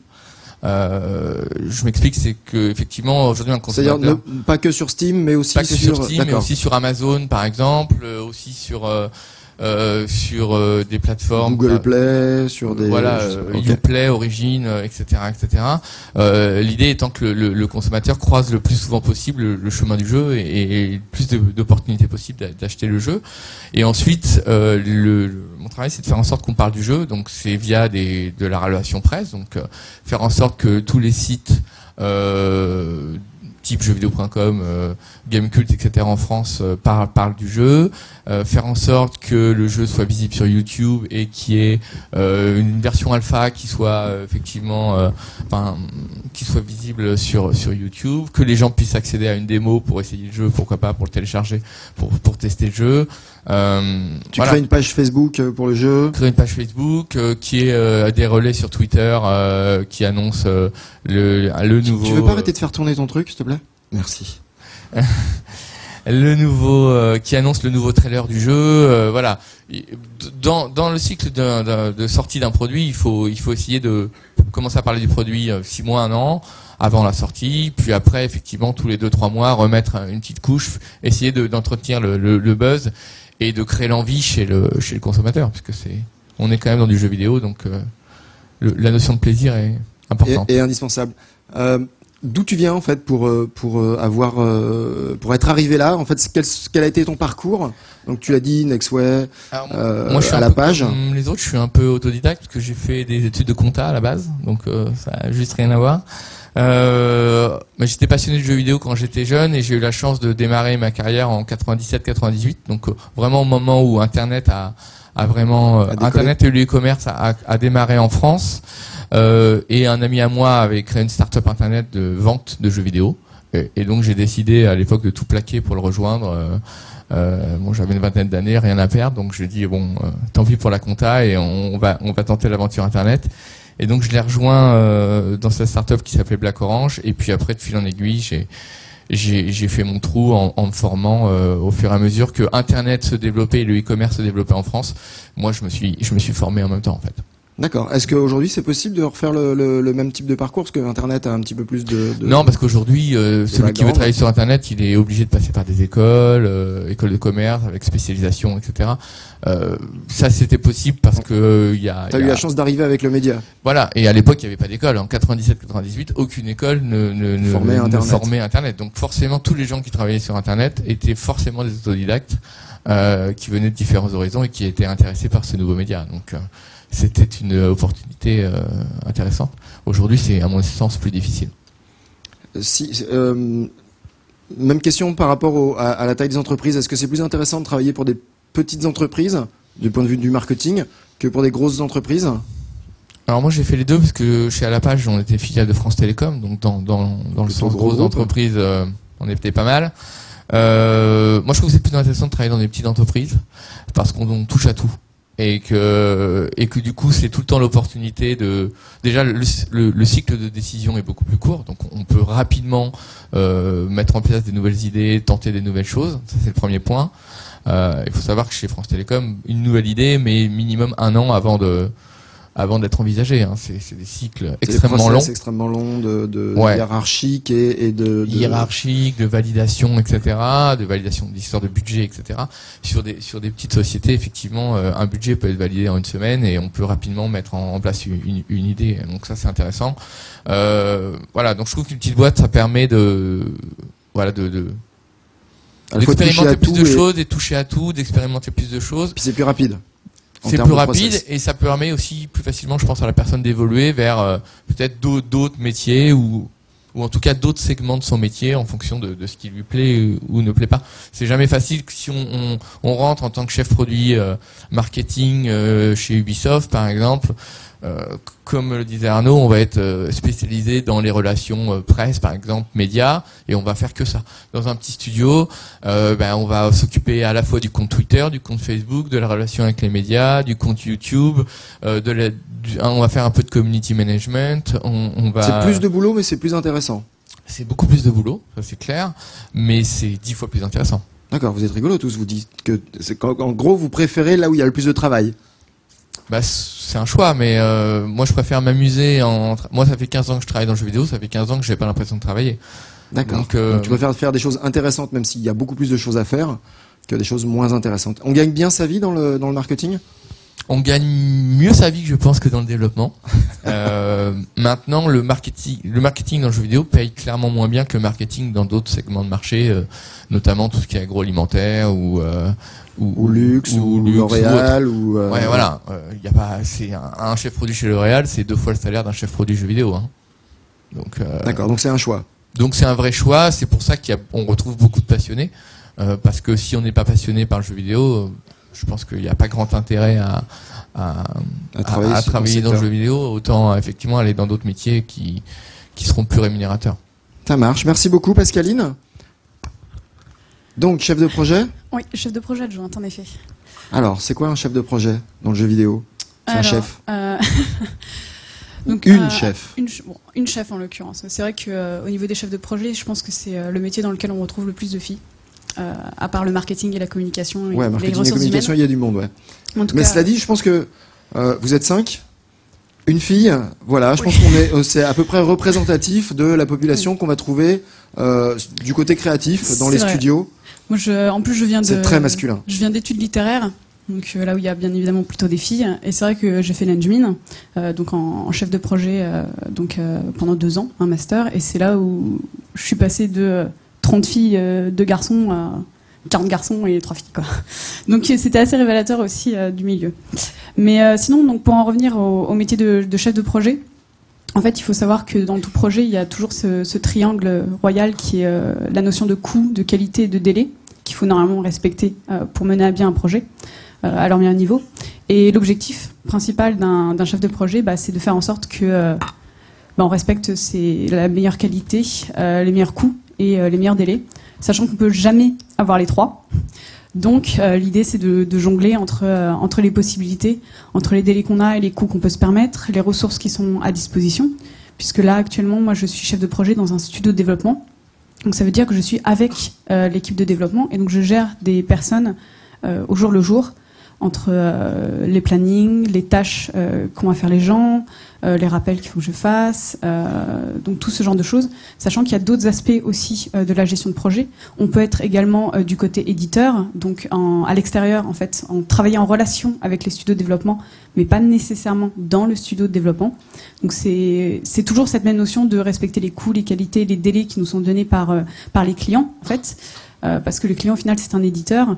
Nous, là, dans Amplitude, on est indépendants, donc on est quelque part nos propres éditeurs. Donc c'est nous qui mettons qui nous donnons nos propres objectifs. Mais le principe est le même, c'est que le chef de projet doit s'assurer que on remplit concrètement les objectifs. Est-ce que c'est pas un peu schizophrène justement, parce que j'avais une première question avant que tu t'embrayes sur on est en autoproduction. Est-ce que le chef de projet du côté de l'éditeur va avoir la même gestion de son triangle des priorités que le chef de projet du côté du studio? C'est-à-dire que si je caricature, à mon avis, du côté du studio, on va plutôt orienter vers la qualité.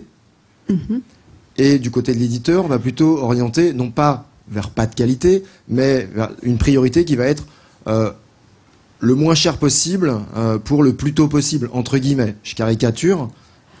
Alors, c'est clair que ce que j'ai ressenti. Alors, il faut savoir que j'y suis restée 6 mois à un poste du côté chef de projet dans l'édition, pas dans le studio de développement. Et donc, le chef de projet éditeur travaille avec un chef de projet qui, lui, exactement. Est en fait, du côté studio. C'est un métier, en fait, de chef de projet, concrètement. C'est pour ça que je dis qu'il y a plusieurs façons d'aborder aussi son métier. Et c'est des métiers qui sont très différents, même s'ils ont le même titre. Donc, le chef de projet du côté éditeur, on va l'appeler comme ça, il travaille en relation avec un autre chef de projet qui est dans le studio de développement. Et j'ai remarqué que les impératifs étaient beaucoup plus, en effet, centrés sur les coûts. Parce qu'en fait, on part avec un budget et on discute avec le studio externe, qui est un studio généralement on a fait un appel à projet, en fait. Et on leur dit, voilà, on veut faire ce projet-là et on a tant d'argent. Et on signe un contrat avec ces délais qu'on a géré, qu'on a décidé avec le montant qui est donné. En gros, un éditeur veut faire un jeu de voiture, il cherche un studio qui sait faire des jeux de voiture. Voilà. Il fait une espèce d'appel d'offres, il trouve un studio qui fait des bons jeux de voiture, il lui dit, allez, j'ai 100 000 € et pas plus. Voilà, exactement. Et après, ils sont là à demander le plus de qualité possible dans les délais qui sont impartis, donc les délais qui ont été aussi contractualisés. Donc on essaye toujours de tirer sur les 3. Et après, nous, on est obligé de faire comprendre aussi qu'on peut pas avoir les trois. Si on veut quelque chose qui est bas en coût, il va falloir monter les délais ou se donner plus de moyens et avoir moins de qualité. Enfin, on est obligé de jongler en fait entre les trois, et c'est vrai que c'est le côté un peu schizophrène quelque part. C'est que comme c'est impossible et qu'il y a des gens qui sont placés à différents endroits avec lesquels on communique, qui veulent tous le meilleur, que ce soit en qualité, en coût ou en délai. Donc, en plus, t'es un peu entre le marteau et l'enclume, c'est-à-dire que t'es un peu entre le patron et l'administratif qui dit ça nous coûte cher, et puis entre les créatifs qui disent ouais, mais en même temps, si on veut de la qualité et en vendre beaucoup, il faut mettre le paquet. C'est pour ça que c'est aussi un métier où faut être très diplomate. Et faut savoir. C'est pour ça qu'ils ont pris une fille. Diplomate, mais aussi technique. Et c'est ça. Moi, c'est un aspect du fait de mes études qui me manque un peu et que je suis en train de rattraper aujourd'hui. C'est que justement pouvoir discuter avec les gens qui sont au-dessus de nous, qui n'ont pas nécessairement le nez dans la technique et le nez de comment se font les choses. Nous, on a ce côté de leur expliquer aussi, de leur faire comprendre qu'il y a des choses qui demandent. Que ce soit le nombre de ressources que ça demande ou le coût et tout ça, et on leur fait comprendre qu'avec les moyens qu'on a sur le process de comment se fait un jeu vidéo, il y a des choses qui peuvent pas rentrer. Et c'est aussi un aspect du métier. Et c'est ce qui fait aussi que le métier est aussi riche, parce qu'on a plein de communicants, on a plein de personnes avec qui on est en relation, et on doit s'adapter à chacun de nos interlocuteurs. Donc il faut maîtriser tous les métiers. Enfin, en même temps, t'es pas une spécialiste de la programmation, de l'infographie, mais tu comprends ce que quand un programmeur te parle, un infographiste te parle. C'est pour moi c'est la clé. Alors après j'en suis encore. Et en même temps, tu comprends aussi quand le comptable te parle. Peut-être pas le comptable. J'ai pas eu beaucoup de relations avec le comptable non plus, parce que j'ai jamais encore géré non plus des coûts extraordinaires et même voire pas du tout. Mais il y a le côté en effet, nous on est un peu la clé de voûte dans le sens où on communique avec tous les corps de métier et on doit savoir ce que font les corps de métier, mais pas savoir faire. C'est vraiment la grosse notion, c'est qu'on doit connaître toute la chaîne de production, tous les intervenants, on doit savoir leur parler. Normalement, si on connaît leur métier, on sait leur parler. Mais par contre, on n'a aucune notion on va devoir faire leur métier. Normalement, un chef de projet n'a pas à intégrer des assets ou à faire de l'interface ou à faire du graphisme. C'est pas son rôle. Intégrer des assets, je suis sûr. À peu près personne n'a compris. Désolée. En gros, c'est des éléments. En fait, un jeu est constitué de différents éléments que vous voyez à l'écran, qui sont des personnages en 3D, des arbres, ce genre de choses. Et en fait, il faut se dire que dans un jeu vidéo, chaque élément est fait de manière unique et qu'il faut ensuite, par des graphistes, par des modeleurs 3D, et qu'il faut ensuite l'intégrer dans le jeu. Donc c'est pour ça que je parlais d'intégration des assets, parce qu'on appelle ça des assets dans le jeu vidéo. Donc je répète, c'est vraiment un milieu où on perd un peu de son français et qu'on met de l'anglais un peu partout. Surtout qu'en plus on communique avec des externes qui sont anglophones. Donc ça aide pas à ce niveau-là. Tout à l'heure tu parlais de studio third party d'ailleurs. Oui, tout à fait. J'ai travaillé pendant 6 mois avec un studio qui était écossais. Donc voilà, c'est des choses il faut s'y faire. Les studios third party, c'est les studios externes, contrairement aux studios first party qui sont les studios internes. Exactement. Tout un vocabulaire. Oui. Donc l'Engmin, ça on a compris. Ouais, j'ai fait l'Engmin, donc en gestion de projet, master de 2 ans. Master de 2 ans, c'est-à-dire que tu avais déjà un bac+3. Voilà, alors j'avais un bac+3 qui était dans un milieu qui a absolument rien à voir, qui était l'édition papier. Donc moi j'ai un background littéraire et j'ai fait un BTS dans l'édition. Et puis après j'étais gameuse et j'aimais beaucoup ça et je me suis dit j'ai quand même envie de rentrer dans ce milieu. Et je me suis dit que la porte la plus simple c'était de la gestion de projet, parce qu'en fait j'avais fait mon BTS édition était fait pour devenir chef de fabrication. Donc en fait c'est le chef de projet mais dans le métier du livre. Donc comment se fait un livre avec toutes les étapes, la chaîne de production et les industries graphiques quoi. Et donc j'ai en fait juste transposé ce métier à non pas les industries graphiques mais l'industrie du jeu vidéo. D'accord. Il y a beaucoup de similitudes. Et on gagne bien sa vie dans le jeu vidéo en tant que chef de projet. Chef de projet c'est chef ou pas? Alors moi c'est pour ça que je préfère le mot anglais, je préfère dire producer ou associate producer, parce qu'il y a un peu moins le côté petit chef. Mais après, dans le chef de projet, il y a chef. Oui, il y a chef. On se dit, s'il est chef ou elle est chef, elle gagne forcément bien sa vie. Alors, faut savoir que à terme, j'ai vu que tous ceux qui avaient des responsabilités, donc qui sont un peu plus haut passé, c'est vrai qu'on a le statut de cadre concrètement, sont à terme mieux payés que les autres. Enfin, c'est un métier sur lequel je pense qu'on s'en sort le mieux. Après, moi, je commence avec les bases. Je suis au niveau bas. J'ai pas à me plaindre, mais je sais pertinemment que je serais partie dans le milieu de la banque ou dans le milieu des assurances ou je sais pas, je serais payée le double de ce que je suis. Mais pareil, je répète, c'est un milieu de passionnés et c'est vrai que pour avoir ce travail intéressant et qui lui ressemble peu ou pas à un travail, après ça c'est selon les concepts de chacun, mais en tout cas se faire plaisir, ça, pour moi ça n'a pas de prix personnellement, donc je suis capable d'accepter ce genre de choses et de faire des concessions. On verra plus tard après, mais en tout cas pour l'instant c'est le cas. Merci beaucoup. Adrien, et tu as déjà un micro. Programmeur, programmation. Je disais en introduction que la programmation, comme les métiers de l'infographie, étaient globalement des métiers qui s'hyper spécialisaient, c'est-à-dire qu'on va trouver des programmeurs en intelligence artificielle, des programmeurs en 3D, des programmeurs en moteur de jeu, en gameplay, etc., etc. Alors, c'est quoi ton cas, concrètement, dans l'entreprise ? Alors, donc, comme je disais, moi, comme j'ai tout appris en autodidacte, c'est que j'avais, pour ainsi dire, aucune connaissance de ce qu'on attendait d'un programmeur dans le jeu vidéo. Il se trouve que je me suis formé très rapidement sur quelque chose qu'on appelle les RPC, les Remote Procedure Call. C'est du réseau. Voilà, c'est pour faire en sorte que quand on envoie un message à un ordinateur, les autres ordinateurs exécutent le même message. Je connaissais à peine un tout petit peu. J'avais passé 2-3 jours à étudier ça. Et donc du coup, quand je suis arrivé dans la boîte où j'ai été engagé, ils m'ont dit est-ce que tu connais l'architecture réseau ? Et j'ai dit oui. Bon, alors c'était un petit peu gonflé, mais au final, c'est vrai que je connaissais. Donc quand je suis rentré chez moi et que je savais que j'allais bosser dans la semaine, pendant une semaine, j'ai pas dormi. Et j'ai appris les RPC pour arriver en étant effectivement spécialisé. Par contre, même si c'est vrai que tout le monde est spécialisé dans ce domaine, puisque moi par exemple c'est le réseau, mon chef c'est plutôt l'intelligence artificielle, on en a un autre qui est spécialisé dans la GUI, dans l'interface utilisateur. Est-ce que GUI c'est mais au final on est tous capables de faire le travail des user autres. Interface. Ouais, c'est ça, interface graphique pour l'utilisateur. Voilà. Grosso merdo, quand vous cliquez sur un bouton, c'est que ça a été programmé par quelqu'un pour que quand on clique dessus, ça exécute une commande. Donc voilà, c'est cette personne-là qui va faire ce travail. Mais en fait, il n'y a rien de magique dans les jeux vidéo. Il y a absolument rien de magique. Si vous voyez un menu bouger vers la gauche quand vous cliquez pour faire apparaître un autre menu à droite, c'est que quelqu'un l'a voulu. Quelqu'un a programmé la vitesse à laquelle ça allait disparaître, la vitesse à laquelle ça allait réapparaître. Si vous voyez un petit icône de chargement tourner, c'est pas un miracle non plus, c'est que quelqu'un a dessiné ce petit icône et quelqu'un l'a programmé pour qu'il tourne. C'est tout ce qui apparaît à votre écran a été programmé par quelqu'un et a été dessiné par quelqu'un d'autre. Ça a été pensé. C'est ça. Donc programmeur réseau, il y a donc dans c'est Tindalos, hein, Tindalos Interactive. Il y a combien de programmeurs aujourd'hui ? Alors on était 3, on a engagé 2 de plus, donc maintenant on est 5. Mais ça commence à être une équipe assez nombreuse, hein, parce qu'on est donc 5 programmeurs, 2 game designers, et j'ai pas envie de dire de bêtises, mais 7 ou 8 graphistes, quelque chose comme ça.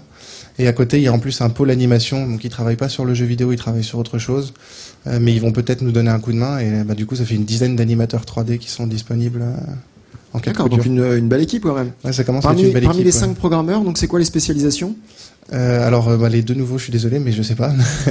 Moi, c'est le réseau, mon chef, c'est l'intelligence artificielle, et le dernier qui était arrivé avant nos 2 stagiaires, c'est l'interface utilisateur. D'accord. Même si, évidemment, on fait tous de tout, hein. On fait du debug, on fait de la programmation gameplay, moi j'ai fait de la GUI, j'ai fait de l'intelligence artificielle. Enfin, on est obligé de toucher à tout, même si c'est vrai qu'il y en a un parmi nous qui est plus fort que les autres, et donc du coup, on va dire qu'il est spécialisé. D'accord. Donc en fait, oui, c'est ça. Vous développez globalement, vous programmez tous, puisque vous êtes tous programmeurs, mais il y en a un qui va être le chef de file en fonction de la tâche ou du sujet, mais vous allez tous bosser ensemble. Vous n'êtes pas chacun dans votre coin sans vous parler. Moi, je fais que de l'intelligence artificielle. Moi, je fais que du réseau. De toute façon, rester tout seul dans son coin, dans ce métier, c'est la meilleure façon de se planter. Coller tous les morceaux et ça va fonctionner. Ouais. Alors en fait, justement, c'est pour ça que c'est intéressant de garder quand même une communication quand on travaille ensemble, parce que il est pas rare que je me rende compte au bout de 6-7 heures de travail que la façon même dont j'ai commencé à aborder le problème n'était pas bonne. Parce que du coup, ça va avoir beaucoup de mal à s'intégrer avec le reste du travail de l'équipe. Auquel cas, il faut que je me remette en cause et que je supprime tout ce que j'ai fait. D'ailleurs, ça travaille beaucoup à base de frustration quand même dans ce métier, mais c'est pas uniquement les programmeurs, hein. J'ai vu des graphistes complètement devenir fous quand on leur disait qu'une semaine de boulot allait partir à la poubelle, juste parce qu'on n'en avait plus besoin. C'était même pas que c'était mal, c'est qu'on en a plus besoin. Voilà. peut-être le chef de projet avait mal prévu les choses au départ. Est-ce que tu sais d'où viennent les autres programmeurs de ton équipe? Ils viennent d'une autre école que moi, donc non, désolé, je sais plus. Parce que toi, non. Alors, toi, tu disais que tu étais autodidacte, mais tu avais quand même fait les études. Ouais, j'ai fait des études dans le game design. Donc, on nous avait appris la programmation, mais de très loin. On nous avait appris ce que c'était, mais sans plus, quoi. D'accord. Donc, tu as quand même fait des études dans le jeu vidéo, de game design. Donc, tu avais fait un petit peu de script et des choses comme ça. Pas vraiment dans mon école. Non plus? Non. D'accord. Non, c'est surtout en dehors, dans des projets personnels, puisque j'aimais beaucoup la programmation, donc j'en ai fait à part. Donc on peut y arriver quand même sans sortir d'une école d'ingénieur. Mais la programmation, c'est accessible à tout le monde. Hein. J'ai vu des enfants, mais vraiment 7-8 ans, qui étaient capables de scripter, mais avec parfois une intelligence, moi qui me surprenait. Enfin, ils sont capables de comprendre comment des ordinateurs travaillent en réseau, alors que comme j'avais aucune notion là-dessus, moi quand j'ai commencé à aborder le problème, j'ai mis très longtemps à comprendre que quand je déplace mon personnage dans un monde, par exemple dans un jeu massivement multijoueur, c'est pas le fait que j'ai déplacé mon personnage qui va le déplacer chez les autres. C'est un petit peu plus compliqué que ça. Tout le monde a la même instance du même personnage, mais c'est pas des personnages liés. Je veux dire, j'ai fait apparaître un arbre sur un ordinateur, ensuite j'ai fait apparaître un autre arbre sur un autre ordinateur, et ensuite les deux arbres, je leur ai dit de pencher à gauche et à droite au même moment. Ça va vous donner l'impression que l'arbre que vous voyez, c'est le même. Mais c'est pas le cas. C'est uniquement une impression. C'est un peu abscon. C'est-à-dire que si t'avais la possibilité de faire des petits graphes en même temps, je pense que ce serait plus parlant. En tout cas, ça pour dire que des enfants sont capables de programmer. Donc c'est pas difficile, faut juste y passer du temps. Qui programme dans la salle? Ah, il y en a quand même pas mal qui programment. Vous programmez en quoi? À S3? En C, j'ai entendu là-bas?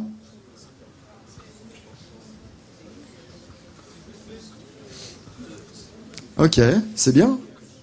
Effectivement, plus on s'y met tôt et mieux c'est quand même. Plus on s'y met tôt, mieux c'est. Et de toute façon, on finit forcément par apprendre plusieurs langages. Le premier est difficile, le deuxième l'est un petit peu moins. Et puis au bout d'un certain temps, on se retrouve à maîtriser 5-6 langages de programmation et on s'en est même pas rendu compte. Voilà. Cool. Ok. On n'est pas en avance.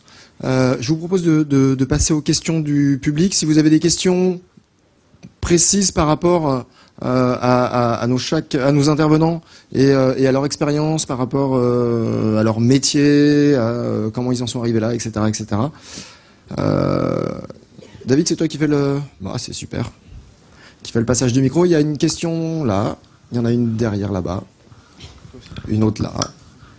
Bonjour. Alors moi, je suis venue pour mon fils. Je suis pas du tout dans ce milieu du gaming. Et vous parlez de salaire, mais c'est complètement vague. Vous parlez que c'est 2 fois le salaire d'autres secteurs d'activité. Est-ce que vous pouvez nous donner des fourchettes, sans donner vos salaires? Mais un chef de produit dans l'agroalimentaire, je pense pas que ça gagne 2 fois plus que dans le gaming. Voilà. Ça dépend si le chef de produit dans le gaming junior ou senior gagne déjà. Le SMIC. Voilà, ça dépend déjà de quoi on parle. Si on parle d'un senior dans l'agroalimentaire, c'est dans une boîte type L'Oréal, c'est 100 000 euros par an. Brut pour un bon chef produit senior. Après, honnêtement, dans le jeu vidéo, un junior qui démarre, c'est 1800 euros brut par mois. Voilà. Donc après, ça dépend aussi. Il faut mettre les choses en perspective. On est sur du produit dit culturel. Quand vous êtes chez Ubisoft ou chez un petit développeur, c'est aussi lié. Le salaire est aussi en partie lié au succès du jeu. Si vous avez la chance d'être dans une équipe qui a un jeu qui explose et qui cartonne, vous allez en récolter les fruits au même titre que les autres. Alors c'est le cas chez Ubisoft. Effectivement, il y a un intéressement sur le. Bien sûr. Les salaires sont pas forcément mirobolants, mais il y a un intéressement sur les succès et sur les ventes des jeux, ce qui n'est pas forcément le cas dans les petites structures. Ça dépend des structures. Ça dépend des structures. Mais aujourd'hui, pour répondre à votre question et être plus précis, la plupart des métiers qui commencent au SMIC, quasiment, c'est-à-dire même pour les programmeurs ou les infographistes. Et en gros, on a des fourchettes qui sont entre 1400 euros et 2000 euros bruts. Et les très gros salaires sont à 5000 euros. Voilà. Si on a une fourchette, c'est-à-dire que on commence plutôt à 1005, 1008. Et ceux qui ont vraiment des gros salaires, sont à 4-5 000 euros. Et là, on plafonne un peu. Vous me corrigez? Non, non, c'est... T'es à 5000. Voilà. Dans le milieu de la programmation, on utilise beaucoup les moteurs, mais est-ce que ça se fait encore, comme deux copains qui codent en utilisant des bibliothèques comme la SDL ou la SFML, ça se fait encore dans les studios un peu plus gros que 2 personnes? On retrouve un certain côté amateurisme chez les programmeurs, souvent quand ils sont en dehors du travail. C'est-à-dire, effectivement, moi, par exemple, je fais des projets avec des amis. Et bah oui, là c'est même plus qu'extrêmement amateur. C'est-à-dire, moi je vais faire un truc juste parce que j'ai 2 heures devant moi, voilà, un petit programme. Je l'envoie à mon pote et il me dit non, c'est pas bien. Moi je le voyais autrement. Il commence à saccager mon code. Il me le renvoie. Moi je fais la même chose, etc.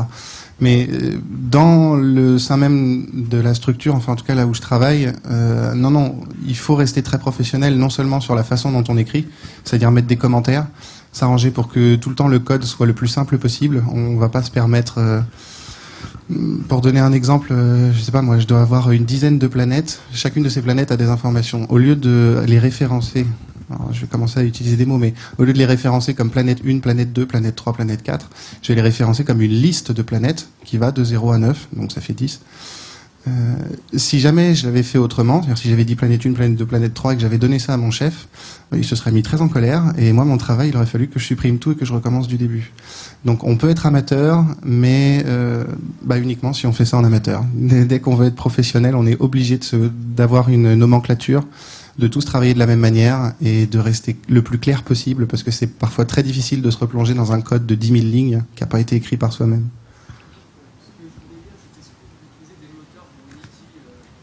Par exemple, nous on travaille sur Unity, mais bon, j'ai déjà travaillé sur d'autres moteurs. Hein. Il y a pas. Oui, on utilise tous les moteurs à disposition, même des moteurs du genre RPG Maker sont utilisés parfois par certaines boîtes.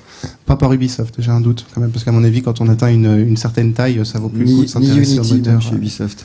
Ouais, c'est peu probable. Quoique, Unity est quand même un moteur assez puissant. Ils n'utilisent pas ça. mais oui, effectivement. Après, ça va dépendre de la société. Parce que RPG Maker, je sais même pas si on peut sortir un produit commercialisable avec RPG Maker. Mais si on peut. Je crois que si. Hein. D'accord. Très bien. Mais voilà, ça va dépendre principalement de la taille de la société. Je sais pas si c'était la question du coup, mais.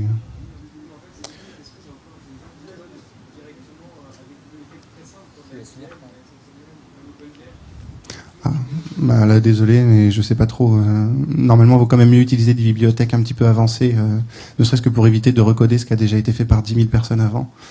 Si j'ai envie d'avoir une fonction qui peut additionner des nombres, j'aimerais bien qu'elle marche tout de suite et pas d'avoir besoin de refaire 50 lignes de code pour que ça marche. Parce que bon, une addition ça va, mais quand on commence à faire 500 fonctions différentes, on perd énormément de temps. On vous laissera discuter entre codeurs juste après. Une autre question? Pour revenir à l'idée d'hyper-spécialisation, est-ce qu'il serait justement pas mieux, avec l'expansion du marché indépendant, tout ça, de plus toucher un peu à tout que de faire juste une chose en particulier? Parce qu'on voit de plus en plus de gens qui ont beaucoup d'idées et qui trouvent pas vraiment je sais pas si c'est des éditeurs, enfin j'y connais pas grand-chose, mais qui se lancent eux-mêmes dans la création de leurs produits et qui les commercialisent eux-mêmes. Avec des plateformes ou quoi. Donc est-ce qu'il ne vaudrait pas mieux un peu toucher à tout plutôt que de faire juste une chose en particulier, même si on la fait très bien? Moi, personnellement, je pense que le problème aussi, quand on commence à se disperser, c'est qu'on va finir par prendre du temps pour faire tout et qu'on va faire tout moyennement. Alors je dis pas que la spécialisation c'est la solution aussi, mais c'est vrai que par exemple pour parler du marketing ou du développement, quelqu'un qui développe concrètement et qui veut faire du marketing, c'est quand même des métiers qui sont extrêmement différents. Et je pense que c'est pas nécessairement une solution qui est bonne à long terme. Ça peut peut-être marcher pour un premier jeu, et bon, avec le côté indépendant, on brasse déjà beaucoup de sites et beaucoup de personnes, mais c'est pas suffisant pour s'installer, je pense, pour créer vraiment une IP, une propriété intellectuelle à soi sur le long terme. C'est aussi une question de moyens. Globalement, c'est-à-dire que c'est à la fois, je pense que y a des gens qui souhaitent faire tout, même à la limite, même s'ils ont les moyens. Et puis il y en a aussi beaucoup qui ne le font pas parce que ils n'ont pas les moyens et que ils ont l'argent pour constituer une équipe de 2-3 personnes et qui peuvent pas faire. C'est pour ça que je dis que c'est, à mon sens, c'est quelque chose qui est bien pour commencer. Pour démarrer. Voilà, pour démarrer. De toute façon, si c'est la seule solution, il faut tenter, quoi. C'est bien de se lancer. Mais par contre, en ce qui me concerne, je pense qu'à long terme, c'est pas nécessairement, en tout cas sur le plan personnel, il y a un moment où on va voir ses limites sur certains domaines, quoi. Il faut laisser le métier à chacun. Emmanuel, pour prendre combien de questions encore? Parce que beaucoup de bras se lèvent, alors 2, 3. Parce que là, ici, il y a une petite jeune fille de 6e déjà, et puis j'en ai à côté, et puis à côté. Donc bonjour, je voudrais savoir si c'est difficile d'être directeur du marketing et s'il y a beaucoup d'engagement. Ce qui est compliqué, c'est que on a de l'argent à gérer, on a des budgets à respecter, donc il faut essayer de faire les bons choix. Et ce qui est aussi compliqué, c'est qu'il y a beaucoup d'attentes de la part du studio qui a développé le jeu et qui a passé souvent 1 ou 2 ans, voire plus, à faire son jeu. Donc il y a une certaine attente de leur part pour que le jeu soit le plus vu possible et se vendre le plus possible. Donc oui, il faut accepter le fait qu'on a une certaine pression par rapport à ça. D'accord, merci. Bonjour, est-ce que c'est dur d'être programmeur ? Non, il a dit que c'était facile. C'est pas difficile dans le sens où c'est atteignable par n'importe qui. Par contre, il faut y passer du temps. Et donc, du coup, ce qui est difficile, c'est de se maintenir concentré sur son objectif qui est d'apprendre à programmer. On a vite fait tout de même de se perdre dans la complexité du code, à vouloir apprendre des petits morceaux de quelque chose. C'est pas difficile, mais c'est long. Voilà. Et puis, il faut bien aimer les maths et la logique. Oui, mine de rien, il faut quand même aimer les maths et la logique parce qu'on passe quand même son temps à réfléchir en termes de mathématiques. Voilà. Donc, globalement, c'est comme tout. Tous les métiers sont pas difficiles à partir du moment où on les aime et où on a un certain nombre de capacités pour exercer ce métier. Ce dont il faut bien se rendre compte, c'est que ça demande aussi beaucoup d'investissement, beaucoup de travail avant pour arriver justement à obtenir ces compétences. Et une fois qu'on a obtenu ces compétences, que ce soit en marketing, en infographie, en programmation, les choses, tout est facile quand on sait faire. David, ensuite, il y a 2 questions devant et puis après on va arrêter. Très rapidement, le meilleur exemple que je pourrais donner pour apprendre à faire de la programmation, c'est d'aller sur Internet et de chercher des tutoriels. Comme ça, vous saurez très vite si c'est pour vous ou pas. Voilà. Je voulais savoir, est-ce que c'est plus facile de se spécialiser dans une école privée que dans une école publique, c'est ça la question? En programmation. Malheureusement, dans les écoles privées, moi en programmation, je sais pas du tout ce qu'ils font. Donc, après, je sais pas. Il y a des écoles d'ingénieurs. En gros, la programmation, c'est plutôt des écoles d'ingénieurs. En fait, c'est un peu tout. Je crois. Moi, je m'étais renseigné un peu. J'ai pas fait de programmation, donc c'est je suis peut-être pas très bon exemple, quoi. Mais il y a autant des écoles privées que des IUT qui sont en informatique, que des licences professionnelles. Et puis, accessoirement, en fait, on répondra à la question juste après, puisqu'on va accueillir, 2 écoles. Un journaliste spécialisé. Donc on répondra à ces questions juste après avec des gens dont c'est le métier puisqu'ils sont directeurs d'école. Une dernière question. L'évolution de la technologie en termes de jeux vidéo évolue très rapidement. On a vu l'apparition de Kinect il n'y a pas longtemps. Vous avez été formé à un moment donné. Comment vous gérez votre formation continue ? De la veille technologique sur les sites et participer au maximum d'événements et de festivals professionnels possibles. Franchement, ça marche. Moi, je sais que ma journée, le matin, généralement, je regarde je regarde le maximum de news sur des sites que je sélectionne et que j'ai sélectionnés préalablement. Je regarde les news de la veille, quoi. C'est veille technologique. Juste pour compléter, effectivement, 10 à 20% de mon temps et de beaucoup de gens, c'est de faire de la veille. Donc c'est effectivement le matin, passer 1 ou 2 heures à lire les news sur un certain nombre de sites internationaux pour voir ce qui se passe, que ce soit en création de jeux, que ce soit en technologie, que ce soit, etc. C'est hyper indispensable parce que ça va extrêmement vite. Et si vous coupez de ça, effectivement, vous êtes rapidement largué. En infographie, est-ce qu'il y a besoin de se tenir au courant? Est-ce qu'il y a des évolutions?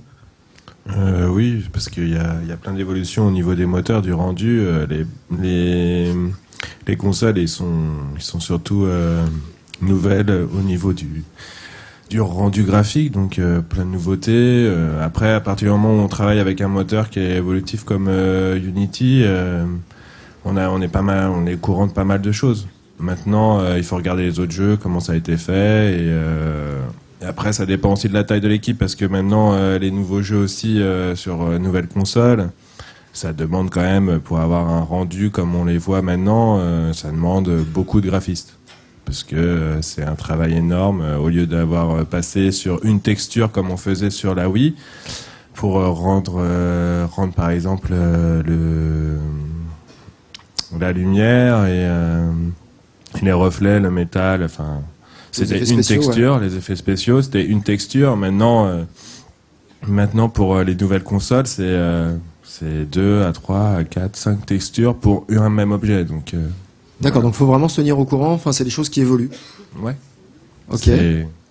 C'est de toute façon, c'est partout pareil pour tous les métiers, hein. Il faut évoluer avec son temps, sinon on reste à dinosaure. Hein. Voilà. En game design, justement, quand des produits comme la Kinect arrivent, comment est-ce qu'on appréhende ça et est-ce que on risque pas d'être dépassé en tant que game designer? Non, du tout. Comme l'a dit Pascaline, il faut vraiment se renseigner sur ces nouvelles technologies, les voir à l'œuvre, les essayer nous-mêmes pour les appréhender et réfléchir à de nouveaux concepts dessus. Et pour les autres aussi, il y a des sites spécialisés, Gamasutra en fait partie, une bible pour nous, game designers. Ok. Allez, dernière.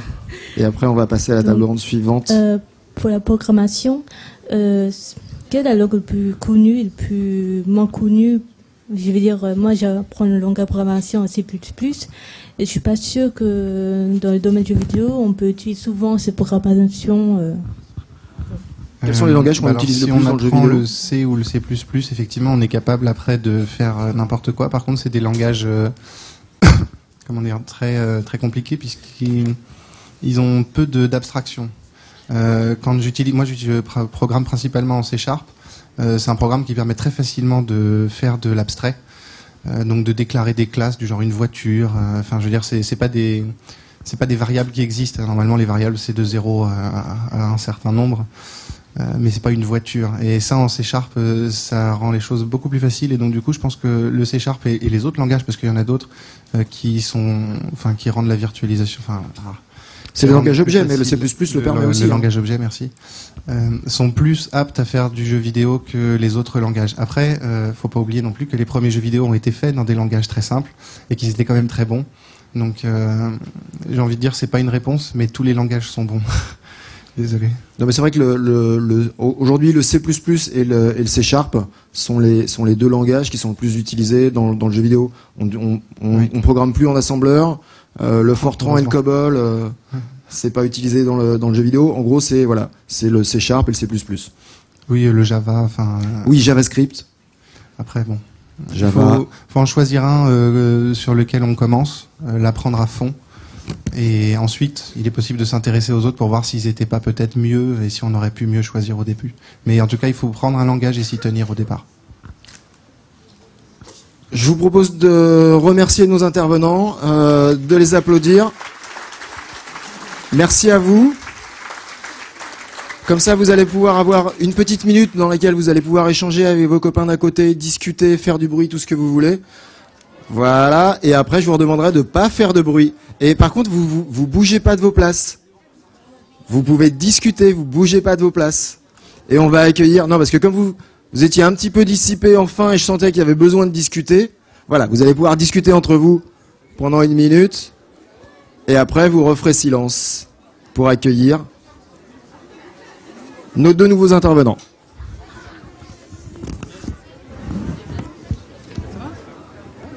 Donc combien de temps après on les envoie en bas? Quand ils ont fini, ok. Mais la revenir, donc on va être en retard d'un quart d'heure.